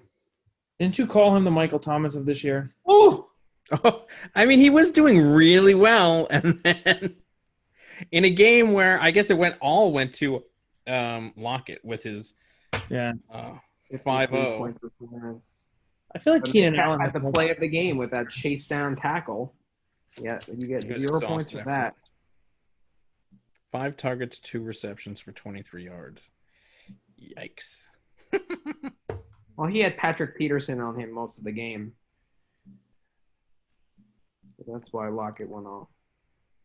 Well, those kind of matchup things don't factor into Manny Friedman. Just shove him in there. He's DK Metcalf. Right. Well, I mean, yeah. You got to play DK Metcalf.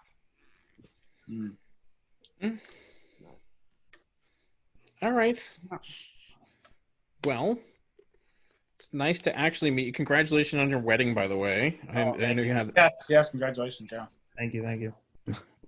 The background between you and Manny, your rooms are very similarly plastered paint-wise. Yeah, Rhode Island looks exactly It's like a Photoshop background.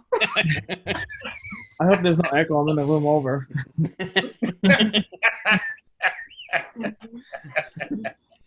Is your hourly that rate? electrical panel behind him? He's usually sitting where you are. He moved into the broom closet. Is the hourly rate? Are you running out of time now? Not to run out. It's gonna cost him an extra $20. Yeah, I'm off for now. I'll be back. Oh, we just went over 11 o'clock. That's another $20. I know exactly. He's gonna get paid time and a half. He's got to. He missed the payment. He's already a minute past due. So. Yeah. Well, it's very nice to meet you. Good luck this week. You probably will hold on to first place if I, based on this. And just be aware that the fantasy gods are a real thing, and if you start to piss them off, And you're welcome on the podcast anytime. You can Second word. Yep. Exactly. And don't ever trade with the Whalers or Eugene. That's my advice. All right. Well, nice to have you on the program. And this week. All right. All right. We'll see you later. All right. Peace out.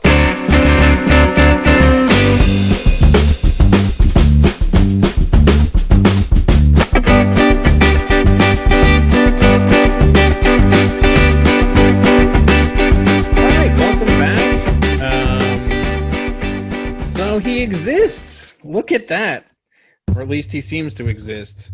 Hope you paid him his time and a half for pretending to be for pretending to be the first place team. All right, so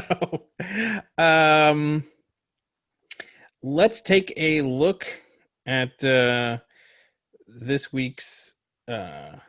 I didn't even see. I know that there were a lot of roster moves that happened because of my thing kept clicking in the middle of the night, but I really didn't even pay that much attention. I actually got the guy that I wanted, but let's see what the free agent bidding offers were. Wow, there were a lot on this one. We actually have to go below the. So let's see. Where do we start here? So, all right, here. No, that's last week. Wait, there weren't that many. Okay, the 28th. This is the date. So there's only 3.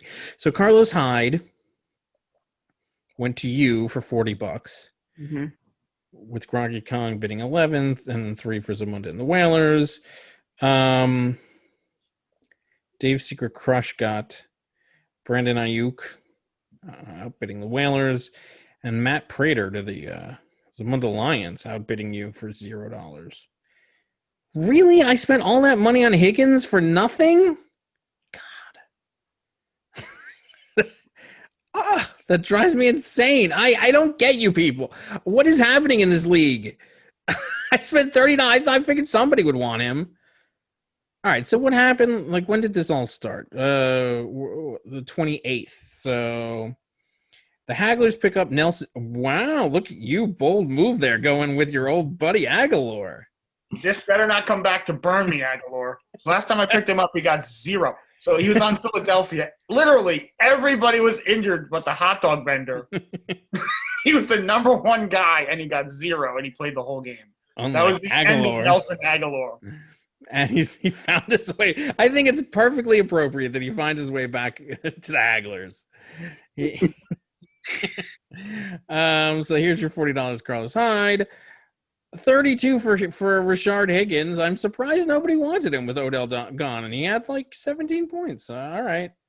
I've decided to go with an all Higgins wide receiving core for this week. Higgins and Higgins. Yeah. Gus Edwards for $25 to Tillett Trey. Okay. What am I missing there? I don't know. Okay. Harrison Bryant picked up for $10. Then wasn't he dropped later on in the day or no? Yeah, Nick and Jamie, I guess, had him and decided not to have him. Yeah, but he was picked up for $10 in exchange for Fursker, but then he dropped him later in the day for Richard Rodgers. Both tight ends are horrid. So he just threw $10 in the trash. Okay. What are these guys' dollar amounts left after this fiasco? We'll look at that in a second. So then he picks up Brandon Ayuk, which we already covered. Adrian Peterson gets dropped. Ooh, he's available, geez. A big union party on our way out of the playoffs. for Tony Pollard, what is he doing? Pollard, the guy who wants any Cowboys. He spent $7 to backing up his insurance policy. He wants to back up on a putrid team going down the shitter. I don't understand. More reason to offer a trade for Elliott. I get he's doubling down on Elliott. I mean, that's unbelievable to me. Venmo me the $7 instead of paying for Adrian for Pollard. He's doubling. He is pot Cowboy committed this week. He's about to be committed to an institution. And then he also spent $5 on Prater to drop his Jung Ho, dropping Chenault for Baker Mayfield for Gronky Kong. Sterling Shepard picked up by the Whalers for $3. Weren't you going to go get him, Geese? He was. I was going to go get him, but then he's gone. For $3. It's not like, all right, whatever. I think Scotty Miller up on Sunday. Did he drop him? Go scroll down that list. He must have dropped him and then rebid on him. I'm telling you, Sunday he was not available. So who are we looking for? Where's Sterling Shepard in this list? Right there.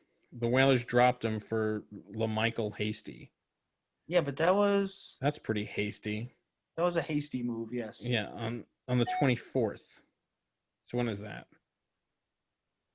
All right, so the 24th was Saturday. Yeah, but scroll down. To where? Keep going. Down. Past the vetoed trade where you vetoed your own trade. Yeah, the commissioner vetoed. There he is, right there. Sterling Shepard was picked up by the Whalers. Yeah, he was picked up on the 22nd, so that would have been Thursday. But then he was dropped on Saturday for LaMichael Hasty. So that would have been like 9:17 at night he was dropped, because these are all in my time. Which means that, but so he was available this week, but you decided not to go get him. Yeah, I didn't even know. I don't care. All right. I did pick up Scotty Miller, though. That's great that Godwin got injured. Yeah, there you go. I mean, he's been hit and miss. I mean, very miss, very hits, and then lately he's a pile of hit. Yeah, we'll see. We'll see what he is this time. Richard Rodgers is the tight end for Philadelphia. So I guess that's because Godert.com is still out. Blankenship, that was my kicker. I really debated whether or not to re-pick him up. He's been good, but then I looked at his schedule coming up, and what do you call it? The guy that I have right now, the Cincinnati kicker's been pretty good. But I think this is a good pickup by the Lightning Rods. There's your DJ Dallas, and then T.Y. Hilton. Josh Kelly dropped. Zerline picked up by the Whalers. How did he get? Oh well, what has Zerline been like ever since? Everybody wants those Cowboys. How about them Cowboys? And then Gronky Kong picks Dobbins. What's this Dobbins, Gus Edwards? I don't understand. What am I missing here? Okay, yeah. So Dobbins gets 4.9 last week. What did Gus Edwards get? Probably 0.9. I know. It's like, oh, here it is. Okay, so Gus Edwards. I got in on the Mark Ingram circus. I know, 25, 8.6. What is that? I don't understand it either. Maybe I'm missing something. I don't know. All right. Well, okay. Then if we can look at the dollar figures. So Gronky Kong's down to $111, 85 for Zamunda, 75 for the Crush, 100 down for the Lightning Rods, only 31 for the Whalers. So clearly he's not going to. I guess if he's been $3 a pop, he'll be fine. 148 for me. Wakanda down to 18, 17 Ooh. For the Finest, so he could outbid you by $1. 165 for Cyberdyne, 160 for Tillett. 200 for Nick and Jamie. That's the other thing. Nick and Jamie didn't make a fucking move until this week when they played me, and then they picked up my own guy. I was so pissed. I love how they paid attention for this 1 week. Thank God I won that game. I was really pissed. And then 131 for the Hagglers. You actually have a decent amount of money. I've never seen the Hagglers have this kind of money this late in the season. Make our big move. I guess so.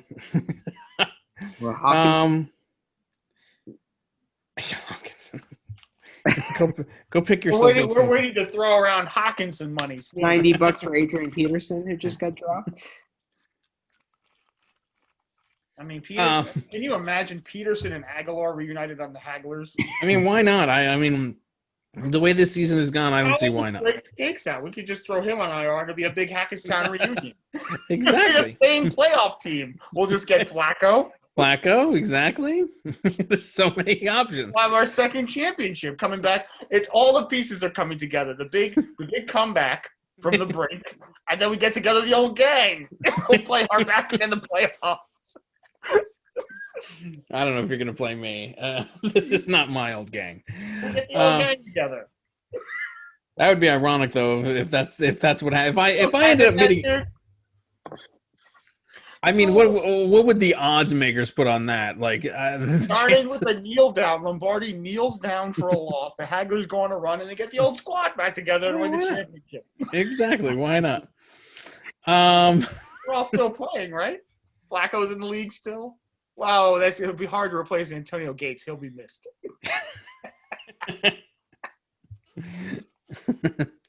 Yeah. I'm sure you could find somebody with a name that's similar. All right, so Gronky Kong in sole possession of first place at 6-1. Then you have the 5-2 teams, which lead you from second place to fourth, which is Zamunda, Blockbuster, and the Lightning Rods. Then you have the 4-3 teams, the Mighty Whalers, and the 1603ers. If you look at the difference in points, do I have the lowest points? I have the second lowest points in the league, right? 762. Yeah. I'm lower than Nick and Jamie in points. How bad is that? And I do have more than the Hagglers, but everybody. Wow. Has Hagglers. Meanwhile, Hackettstown's finest is 919, which is that's the second most in the league. Is that what it is? Third. Wow. All right, then you get into the logjam of 3 and 4 teams clawing their way in. The Panthers, the Blues, Tillett Trey, and then you get down in the muck. Hackettstown's fine. You're only one game behind him? I'm telling you, we all float down here, Manny. Come on down. And you play Gronky. The Hagglers can match the finest this week? Oh, my God. I would be panicking at this point. Wow. Come on down, Friedman. Come on down. Then I'm pushing my way back up. Point total, I it's like a game in hand. So I don't know. Two wins can get me back in the thick of things. You have 2 wins all season though. 2 wins, so 2-5 with $17 in free agency, buddy. So nobody's coming onto your team. I mean, Yeah, I got Eckler coming back. Hopefully soon. Is there even anybody worth bidding on? That's the problem. Anybody who has money, it's like Eugene in the draft, in the auction, holding on to it so long that there's nobody left. Yeah, I mean, that's kind of been my problem. I should have spent that money on Mike Davis, ironically. Although I'm not going to give credit to Blockbuster Video, but good for him for earning those wins for those weeks. All right, let's move on to this week's games. Where would we like to start? All right, well, we already kind of went over the Gronky Kong versus the Hackerstown's finest matchup. Anything else that we want to say about this? I mean, obviously, I'm picking Gronky Kong to win this game. Got to play Hines this week, huh? Carson's still – I thought Carson was week to week. What makes you think he's playing this week? I mean, I have a abundance of riches on the Seahawks backfield, so he's a game time decision. Whoever is coming in. Okay. And then at what point do you think you're going to pick up a kicker? As soon as the starting running back for the Seahawks is announced. Okay. Well, at that point, you'll have to drop somebody, right? Because they won't pick a kicker. I mean, I'm not gonna. There's no reason to keep Carson, Hyde, and Dallas. Right. So the Raccoons should set their alarm clock for 90 minutes before the game on Sunday. So I'm sure they're ready. Yes, they should go collect that garbage right around, what is that, 11:30 Eastern?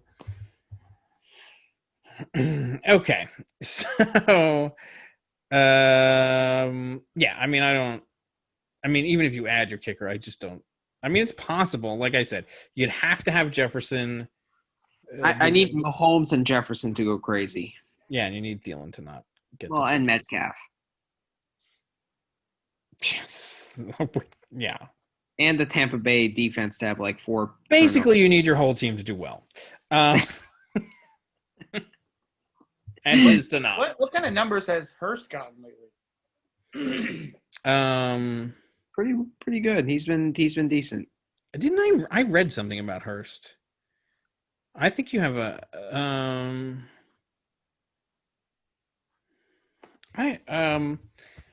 I read there was a Hagler like thing that happened to Hayden Hurst, if I'm correct. Let me go to the Twitter machine, because I remember reading something.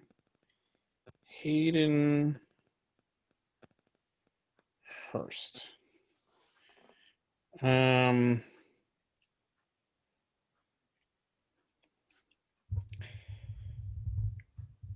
What is this? 4 years ago, Hayden Hurst tried to take his life. Oof. Well, that was before he was on the finest. Yeah. I don't even want to joke about that. Though there is a joke there, but I don't want to joke about it. Let's see. I don't know. His iPad was stolen from his car after his loss. That's what I read. Oh, yeah. So Hayden Hurst had his car broken into. So it wasn't okay. So it's nothing big. I did see Hayden Hurst come across something. But yeah, so his car was broken into and his iPad was stolen. I see. So That's hopefully all for Hayden Hurst news this week. Yeah. Who does he play this week? It was probably stolen by, what do you call it? Somebody on Carolina. Okay. So, yeah. I'm pretty sure he can recover from a stolen iPad and have a decent game. All right. Moving on to the next game. Where would we like to go after this? Are you going into the other room now that the burner team has stopped occupying it? Yeah, I'm going to the bedroom. So we do the dishes. We have to listen to Friedman's whole nightly routine. The dishwasher's going. Are you going to be like Nick the other day when he was like running all of his exotic machines while he pours himself a martini? Yeah. Looking down on the plebes. Let's see. I'm getting ready for bed.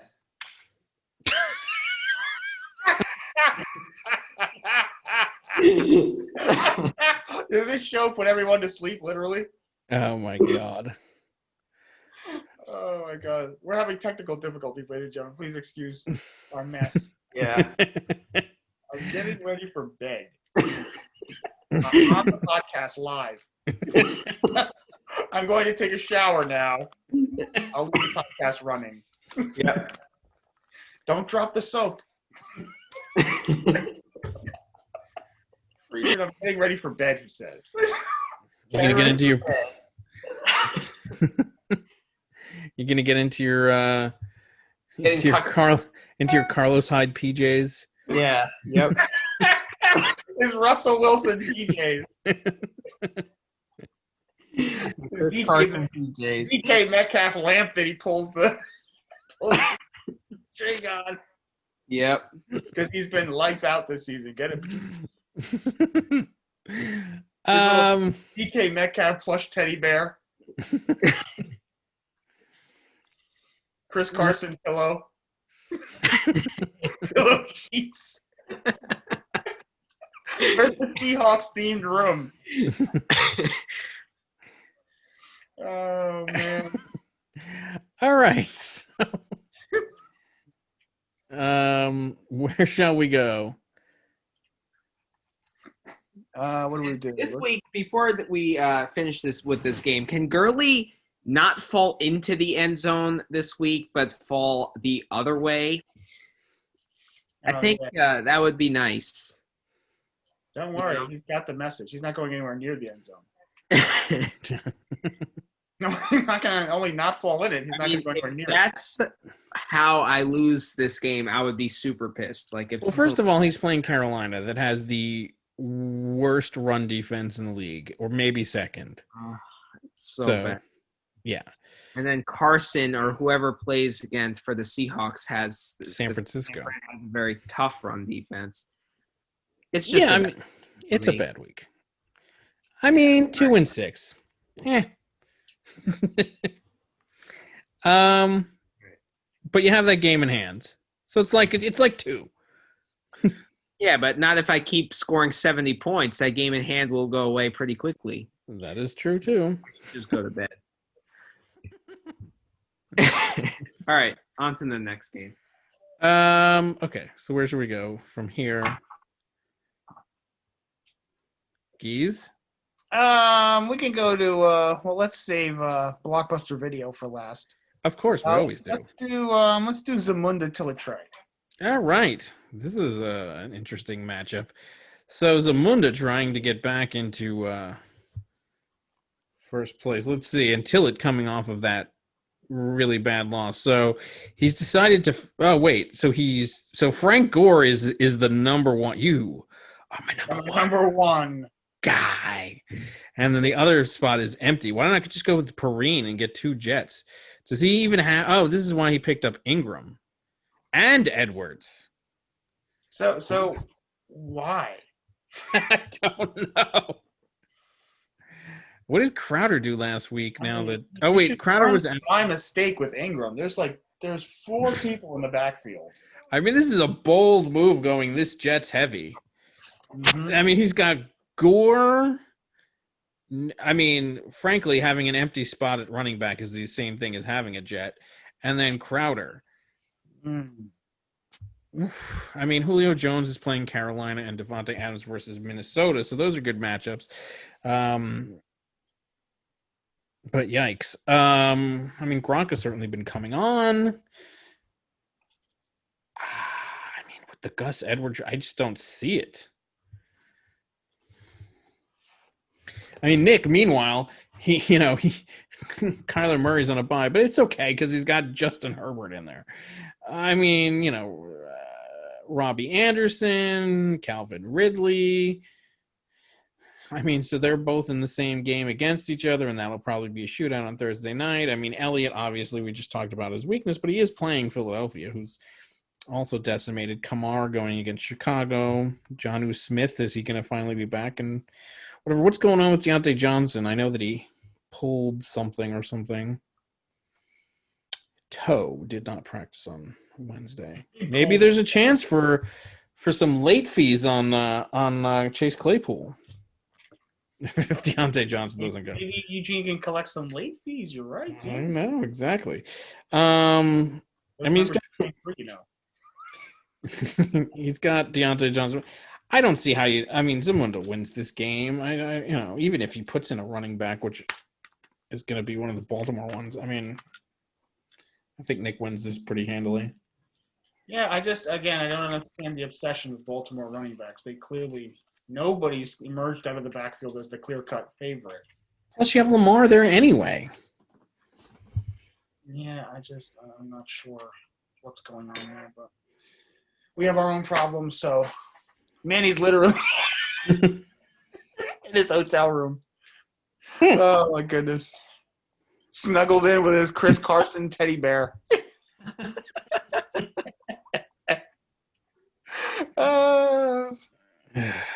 All right. So, who are you picking in this one? Zamunda steamrolling. Yeah, likewise. All right.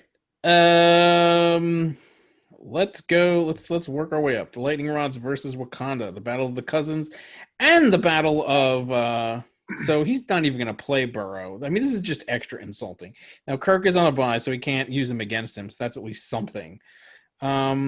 He's putting Burrow away for Russell Wilson. Right, which is the smart move. Lamar going against Pittsburgh, so that's a tough matchup. Diggs against New England, which I don't know if that's as formidable as it used to be. Allen Robinson versus New Orleans, but I'm imagining Lattimore is going to be put on Robinson, which means that he might be limited. Devontae Parker, we'll see how he does with Tua now.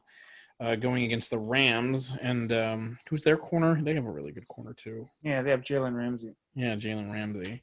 Going against Galladay in Indianapolis. Boston Scott versus Kareem Hunt. Hilaire versus Derrick Henry. I actually give an edge to Wakanda, the running back. So why is Boston Scott only projected to get 6.41? He's playing Dallas. And Sanders, obviously, I think that's a way under projection right there. Tim Burton's the Nightmare Bell coming back is going to muddy the waters for Hilaire. I know. Lightning Rods picked up Rodgers. Rodgers has been putridly horrid. He got 14 points. Yeah, but look at 6-2, 6-3, and then 2 zeros. Yeah, but he's filling in because Ertz is injured. Everybody's injured. He's probably going to get injured this week. So, whatever. Everybody in the Eagles gets injured. So, I'd consider that somewhat of a wash. He is playing Tyler Boyd. So, that's a smart move against Singletary. What has Singletary been doing? Absolutely nothing is what he's been doing. Okay. Wow. Blankenship, like I said, he's been really good, but he's got a very tough latter half of the season, And then the Chargers defense going against New Orleans. New Orleans had 0. I'm pretty sure he's going to change that. And he doesn't even have a kicker in there. He's got to change his kicker too. So, given all of that, I actually think hockey pulls off an upset this week. You think so? Mm-hmm. I think so. Galladay and Diggs. Scott and Henry. Yes, Trey Barfman. I hate to see that guy. I hate to see him ever do anything. Wow. Bell will take away points. The tight end is horrible. Singletary's done dick. This is a tough one to call, actually. You might have to give it to hockey. I think but there's always Russell Wilson, the X factor. Yeah, but Lamar's going against Pitt. That's kind of a tough game, but still Lamar. He's rested after a bye. All right, we'll go with Dr. Hockey. I think it's I'm rooting for injuries. We know. Yeah. No, I'm rooting for the Lightning. Well, yeah, definitely that. But I'm rooting for Lightning Rods because I need those 5-2 teams to become 6-2, and those 3-4 teams to become 3-5. So So you're not even so you're deciding you're not even competing with the upper echelon of teams in this league. no, I just want You're looking. You want to Last year he wasn't even looking at the bottom half of the league. I won't even. Now things have changed. I won't even look that low. I mean, why am I even paying attention to? Remember that quote, Freeman? I don't even look that far down. Those teams are not a threat to me. And now you don't even look that. You can't even see that far up. Yeah, I know. I can't. I'm looking right into my Chris Carson pillow. The Chris Carson 300 or 3,000 sheet or thread count sheet. He's got the Chris Carson My Pillow.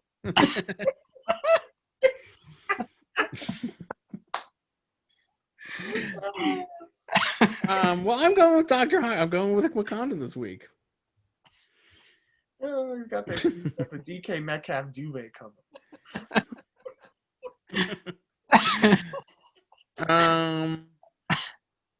Yeah, so with the Russell Wilson nightlight. Oh shit! All right, let's move on. Are we going? Oh no, not the. We don't have 2 games. Oh boy. We could go with mine. We'll go me versus Cyberdyne. Watch that Cyberdyne. His quarterback likes to kneel down a lot. I hear he does. So this is. I mean, I don't even know how you predict this right now. So we do have the Higgins wide receiver. I don't even know what the hell's going to happen. This is such a difficult game. First of all, he doesn't have a wide receiver 1. I don't have a defense. We're projected 2 points away from each other. I mean, this is just a crap show. So obviously he's going to pull out Godwin and put in, I mean, Robert Woods probably against Miami, I would imagine, or maybe Amari Cooper. I don't know. My guess is he'll probably forget about it until at least Sunday. So he's not even going to put. So he's going to be stuck with Woods. I mean, I don't know. And then for me, so the Higgins brothers, we'll see how they do. I mean, we'll see if it's going to be Jamal Williams or Aaron Jones if he comes back.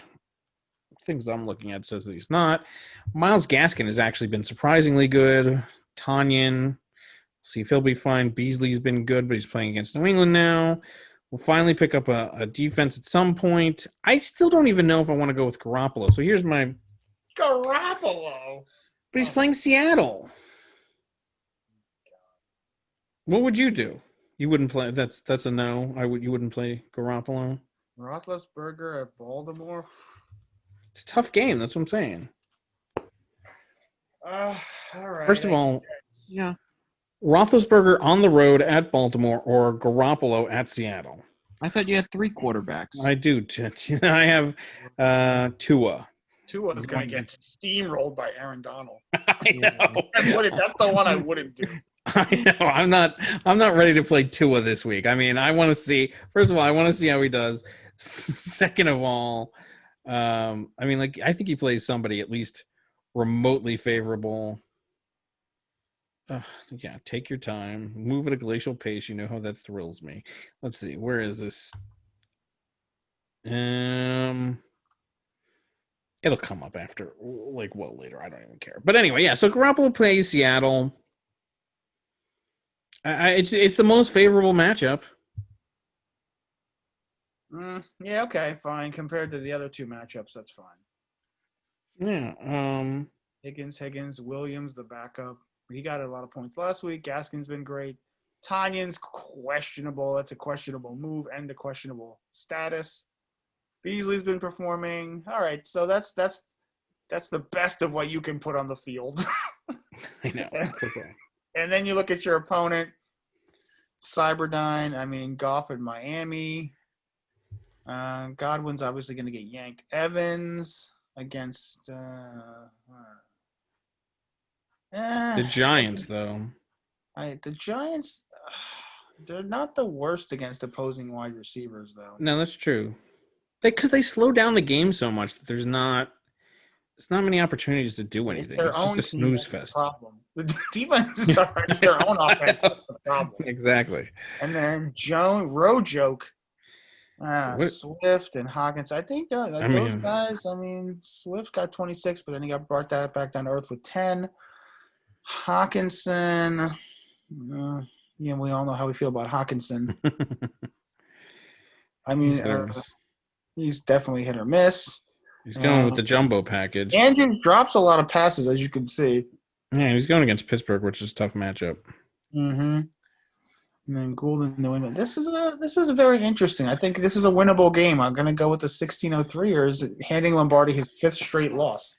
Oh, look at that. That's done by Captain Snooze down there, who's going to grab his 6th straight L, if he could even hear me.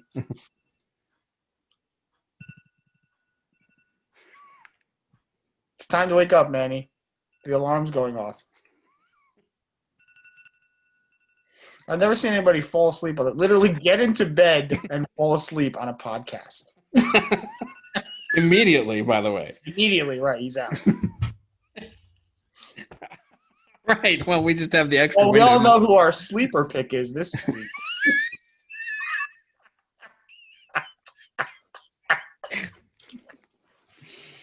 Oh, my God. All right. Well, it's a snoozer.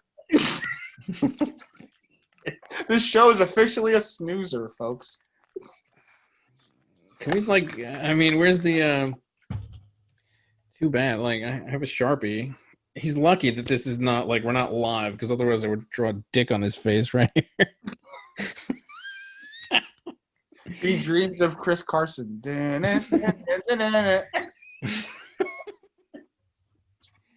All right. Oh, my goodness. He's literally out cold. Oh, wow, that's impressive. Okay, so moving on to your game. Okay, so we get to go up against the 200-point juggernaut. Hopefully, he goes down to 89 points this week. So Tom Brady against the Giants. The Giants is Brady's kryptonite, by the way. If you remember from his 2 Super Bowls, they know how to play him. Mm-hmm. So this he could have a surprisingly difficult matchup if they know how to play. If the offense stays off the field. Mm-hmm. Tannehill's numbers. What's his totals? He's been pretty consistent. I think we found a quarterback. He's been one of the better. And Cincinnati, those games seem to be shooting out lately. So. Mm-hmm. All right, that's fine. The problem here occurs down. And by the way, no, but then you pick up Scotty Miller, who, if he has any success, is going to be. If Brady does anything to Miller, of course, we'll get we'll be the beneficiary of that. And with Godwin out, there's a good chance that Miller may see a couple of extra targets. Yeah, but then on the flip side, you have Tannehill throwing to AJ Brown. Look at that. Yes, he's done tit for tat. Yeah, the Raccoons know what they're doing. Exactly. They've basically taken your player, Brady and Brown, and squirreled them away for a rainy day, and now they're bringing them out from their raccoon's nest. Oh, yeah, you got that? Well, we've got this. Mm-hmm. And then we get down to Tyler Lockett, the 53-point beastly Tyler Lockett. So hopefully San Francisco gets somebody on that guy. They look at the tape. 15 catches, 200 yards. You might want to get somebody on that guy. They might give him the ball. And then, of course, Nelson Aguilar. I don't know what to say about this guy. He's been trending up. He has a touchdown in his last 3 games, but he is Nelson Aguilar, and we are the Hagglers, and there has been history. We do have history with this man. He was put in a very juicy position last time, and he got a big, fat goose egg. We remember this Aguilar. I actually thought the thing was broken, and I was going to be accused of something nefarious because at 3 a.m. on the dot, I picked him up. And it didn't stop me. So I guess he was one of the people that wasn't bidded on, probably for a good reason, because he's Nelson Aguilar. It would be like me picking up Foles or Elliott at this point. Yep. So we have a strict policy not to pick up people who piss us off. But, again, we're giving Aguilar a special one-off here. This is a one-off to prove yourself. Considering the rest of the putrid wide receiver lineup for the Raiders, he's got a touchdown the last 3 games. I don't know what else you want me to say, Aguilar. This is your last chance. Okay, otherwise you're not welcome back on the Hagglers. I don't care if you're the last wide receiver available and one of our guys is out for the year. You're out. You're done. Dalvin Cook, He's slated to come back. It's not a guarantee. Connor's been doing – what's Connor's numbers been lately? They've been pretty good, but they're playing Baltimore, so he's been 14, 17, 15. All right, he's been in the mid-teens. But mind you, a lot of this has been all so touchdown. He's had a touchdown in all of his last, except for the last game. But prior to that, 1, 2, 3, 4 touchdowns. Mm-hmm. You saw the week that I think he got injured that week. But too. he's got 20-plus carries the last 2 weeks. Baltimore is a tough matchup. So matchup-wise, it's tough for Connor. So I'll give it to Cook if he plays. If he doesn't play, and because and especially since Green Bay's run defense is horrid. Yes. Yeah. Okay, and then we've got Melvin Gordon coming home against the Chargers, as I mentioned earlier. So I'm really excited about that versus Henderson, who has been giving up touches to the other guy. What's his face? I mean, and he's only on 9-9. The 9-9-9 plan. Yeah, I mean. And we'll see if Lindsey is still out, in which case Gordon can have a really big game. Yeah, exactly. If Lindsey's still out of commission. The tight ends, you got to definitely give the nod to Kittle against Seattle. I mean, that's going to be a shootout probably. Kittle, what did Kittle do lately? I mean, he's kind of cooled off with the cooling off of the quarterbacks, though. I mean 10. He had the one good week. But there's sandwiched between an 8 and a 10. I mean, other than the 40 and the 23, those are two. I mean, the 40 is ridiculous. That's not 15 for 15 for a. Yeah, I don't think so. That's not that. That's again, what a shocker against Philly. They can't play Philly every week. So yeah, okay, against Seattle. But they're playing Seattle. Yeah, he could have a 15 for 15 game against Seattle. Yeah, you can, and Jen Cook. Hope Michael Thomas shenanigans continue. So we'll see if that. I mean, the biggest miracle of the season is we'll staying in contention while the Michael Thomas shenanigans circus goes on. So, I mean, 1-6 contention. Right. So Davis and Fournette, I think those two can basically cancel each other out. They're both whatevers. So he's finally sitting Chark, but he's replacing him with the other former 1603 or Fournette. Yeah, Fournette, yes. Squirreling him out of the raccoon nest. And then 1-0. Okay.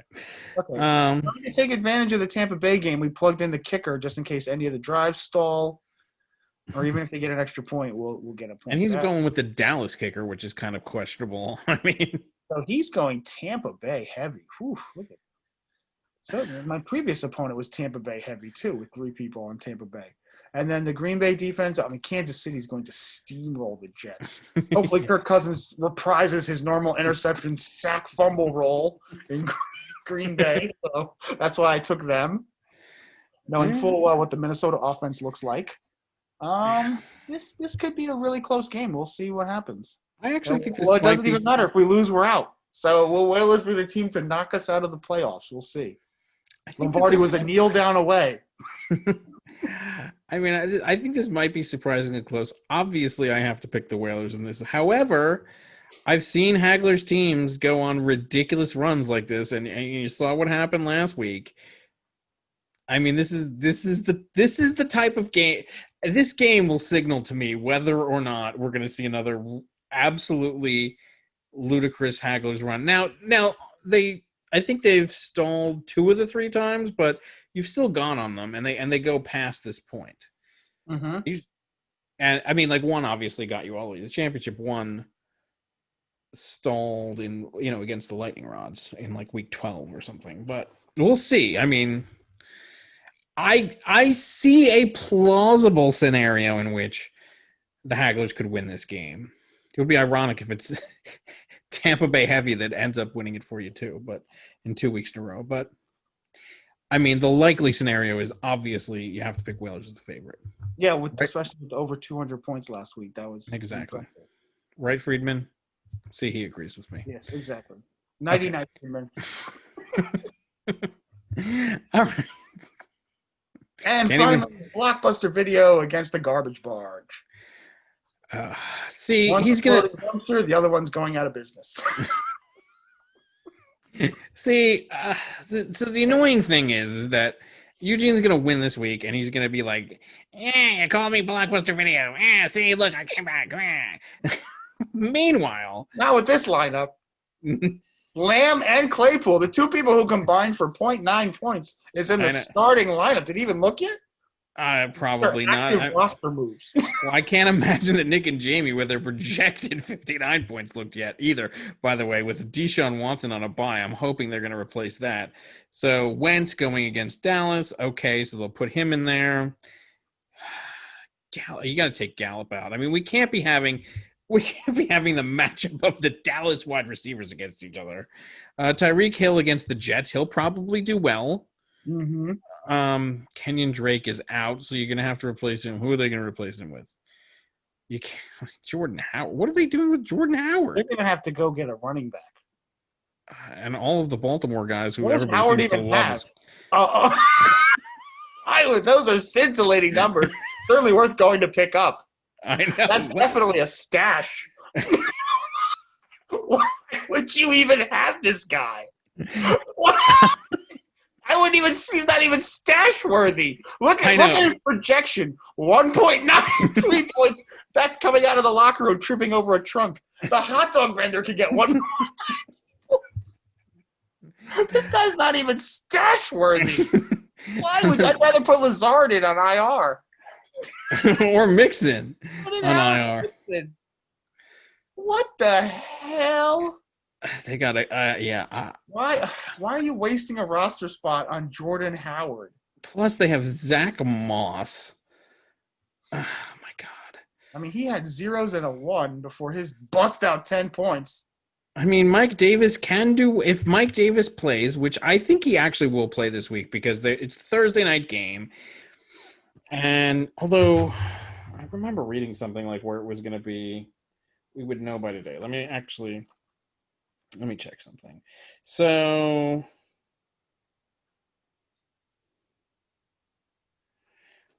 they're hopeful that McCaffrey plays Thursday.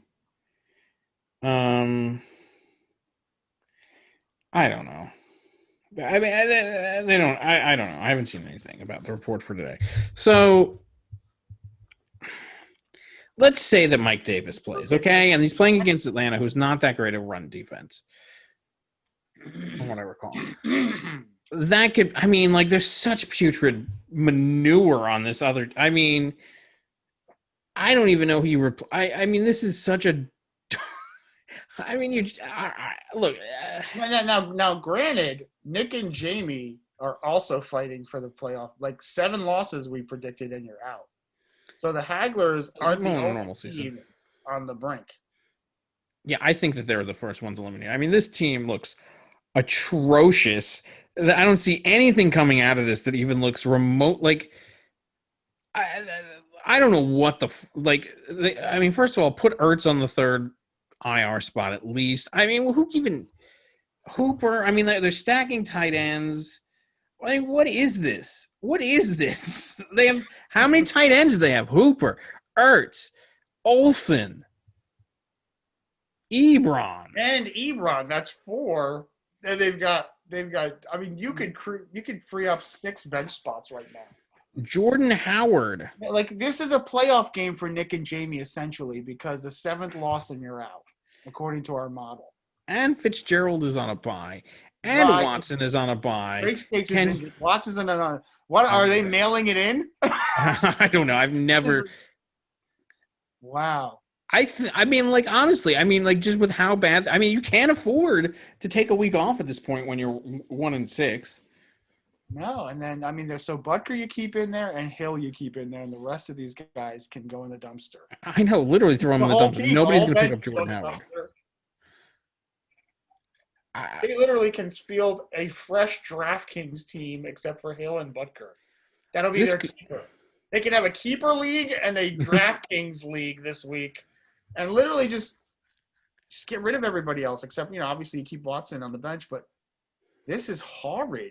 Especially this could be the lowest situation. If I was 1-6 and this was my team, I'd be sweating my cojones off. I'd have to pull off a masterful performance. Yeah. To try and not get eliminated. I mean, and Aaron Rodgers is going against Minnesota, who he torched earlier in the season in Minnesota. I mean, he doesn't even need wide receivers at this point. I don't care how bad they are. Play them. Why not? It would be hard for Eugene to blow it.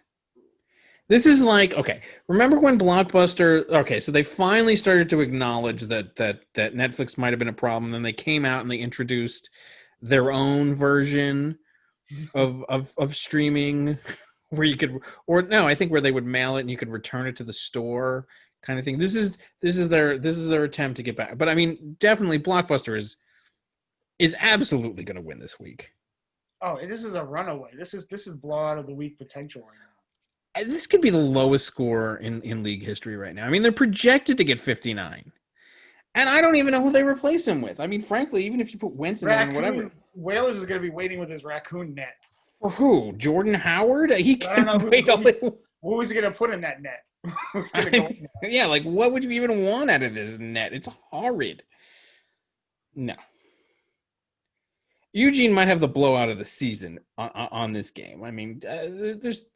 So where are they putting Kenyon Drake? Are they putting him on? Is the real team putting him in on IR?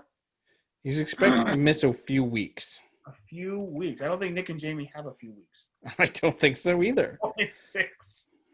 I don't think they have a few hours at this point. I know. The countdown to this being over is pretty fast. This is the countdown to the Hagglers and Nick and Jamie's season being over right now. We're both on the clock.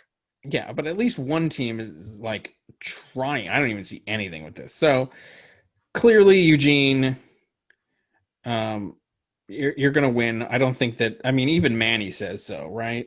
Yeah. Yeah. I mean, like, look, he's obviously in favor of your team right there. So, yeah. So I mean, if I'm Eugene at this point, I'm almost starting to stash teams, players or like defenses or whatever for 2 weeks from now. I mean, that's how confident I would feel at this point. I would start looking to week. What are we? Week 8. I'd start looking at week 9 at this point. Yeah. I mean, at least monitor it to make sure that they don't do anything crazy. But yeah, no, they're gonna. I mean, what a week! I mean, they have like all of these guys on bye, and yet still they're gonna blow them out. Mm-hmm. Nick and Jamie have 4 tight ends, and then the rest of the team is on bye. If they win this week, it's the coaching performance of the year. I know. If somehow they knew that Jordan Howard goes off and they knew about it. Well, they didn't even put him in. So I mean, but they might have to. They've got 3 players on a bye in their starting lineup, and there's nobody to replace them. I don't know if Jordan Howard's going to save your season. That's they know something we don't. All right.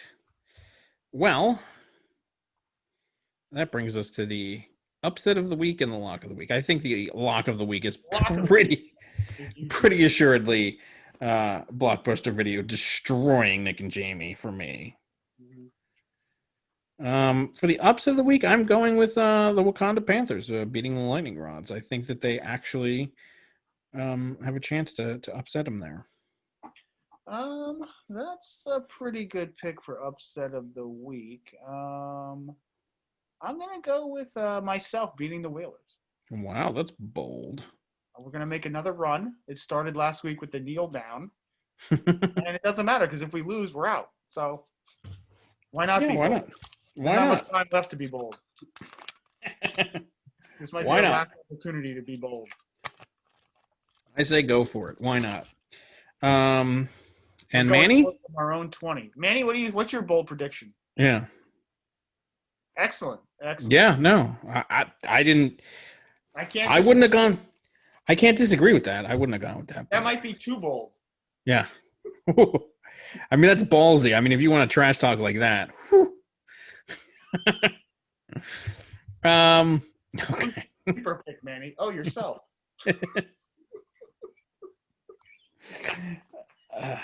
We're putting the hosts to sleep.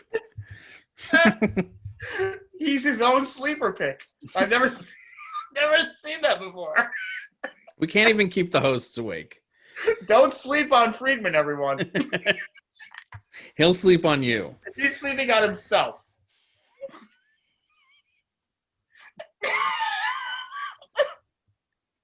He's his own sleeper pick. All right. Well, on behalf of, first of all, thank you to Harsh Patel or whoever that guy was. No, thanks to That's what that guy claims to be. The money was well spent. Exactly. I think he played the part well. Yep. Thanks for joining us on the program for the interview. On behalf of myself, and Mr. Friedman, the commish who's so engaged in the. Who's the My Pillow guy? He's the My Pillow guy. I don't know. Hold on. I have to actually look that one up. I mean, that's gonna be. Oh wait, he's rolling over. He's Mike Lindell, the My Pillow guy. There he is. Did you dream of Chris Carson's? Yep. All right, I'm tuning out. See you later. Really? Right. You've just decided to tune out just now? Yep. All right. Well, with that, have a good week, everyone. All right. Until next week, good luck this week. Bye. All right. Peace out.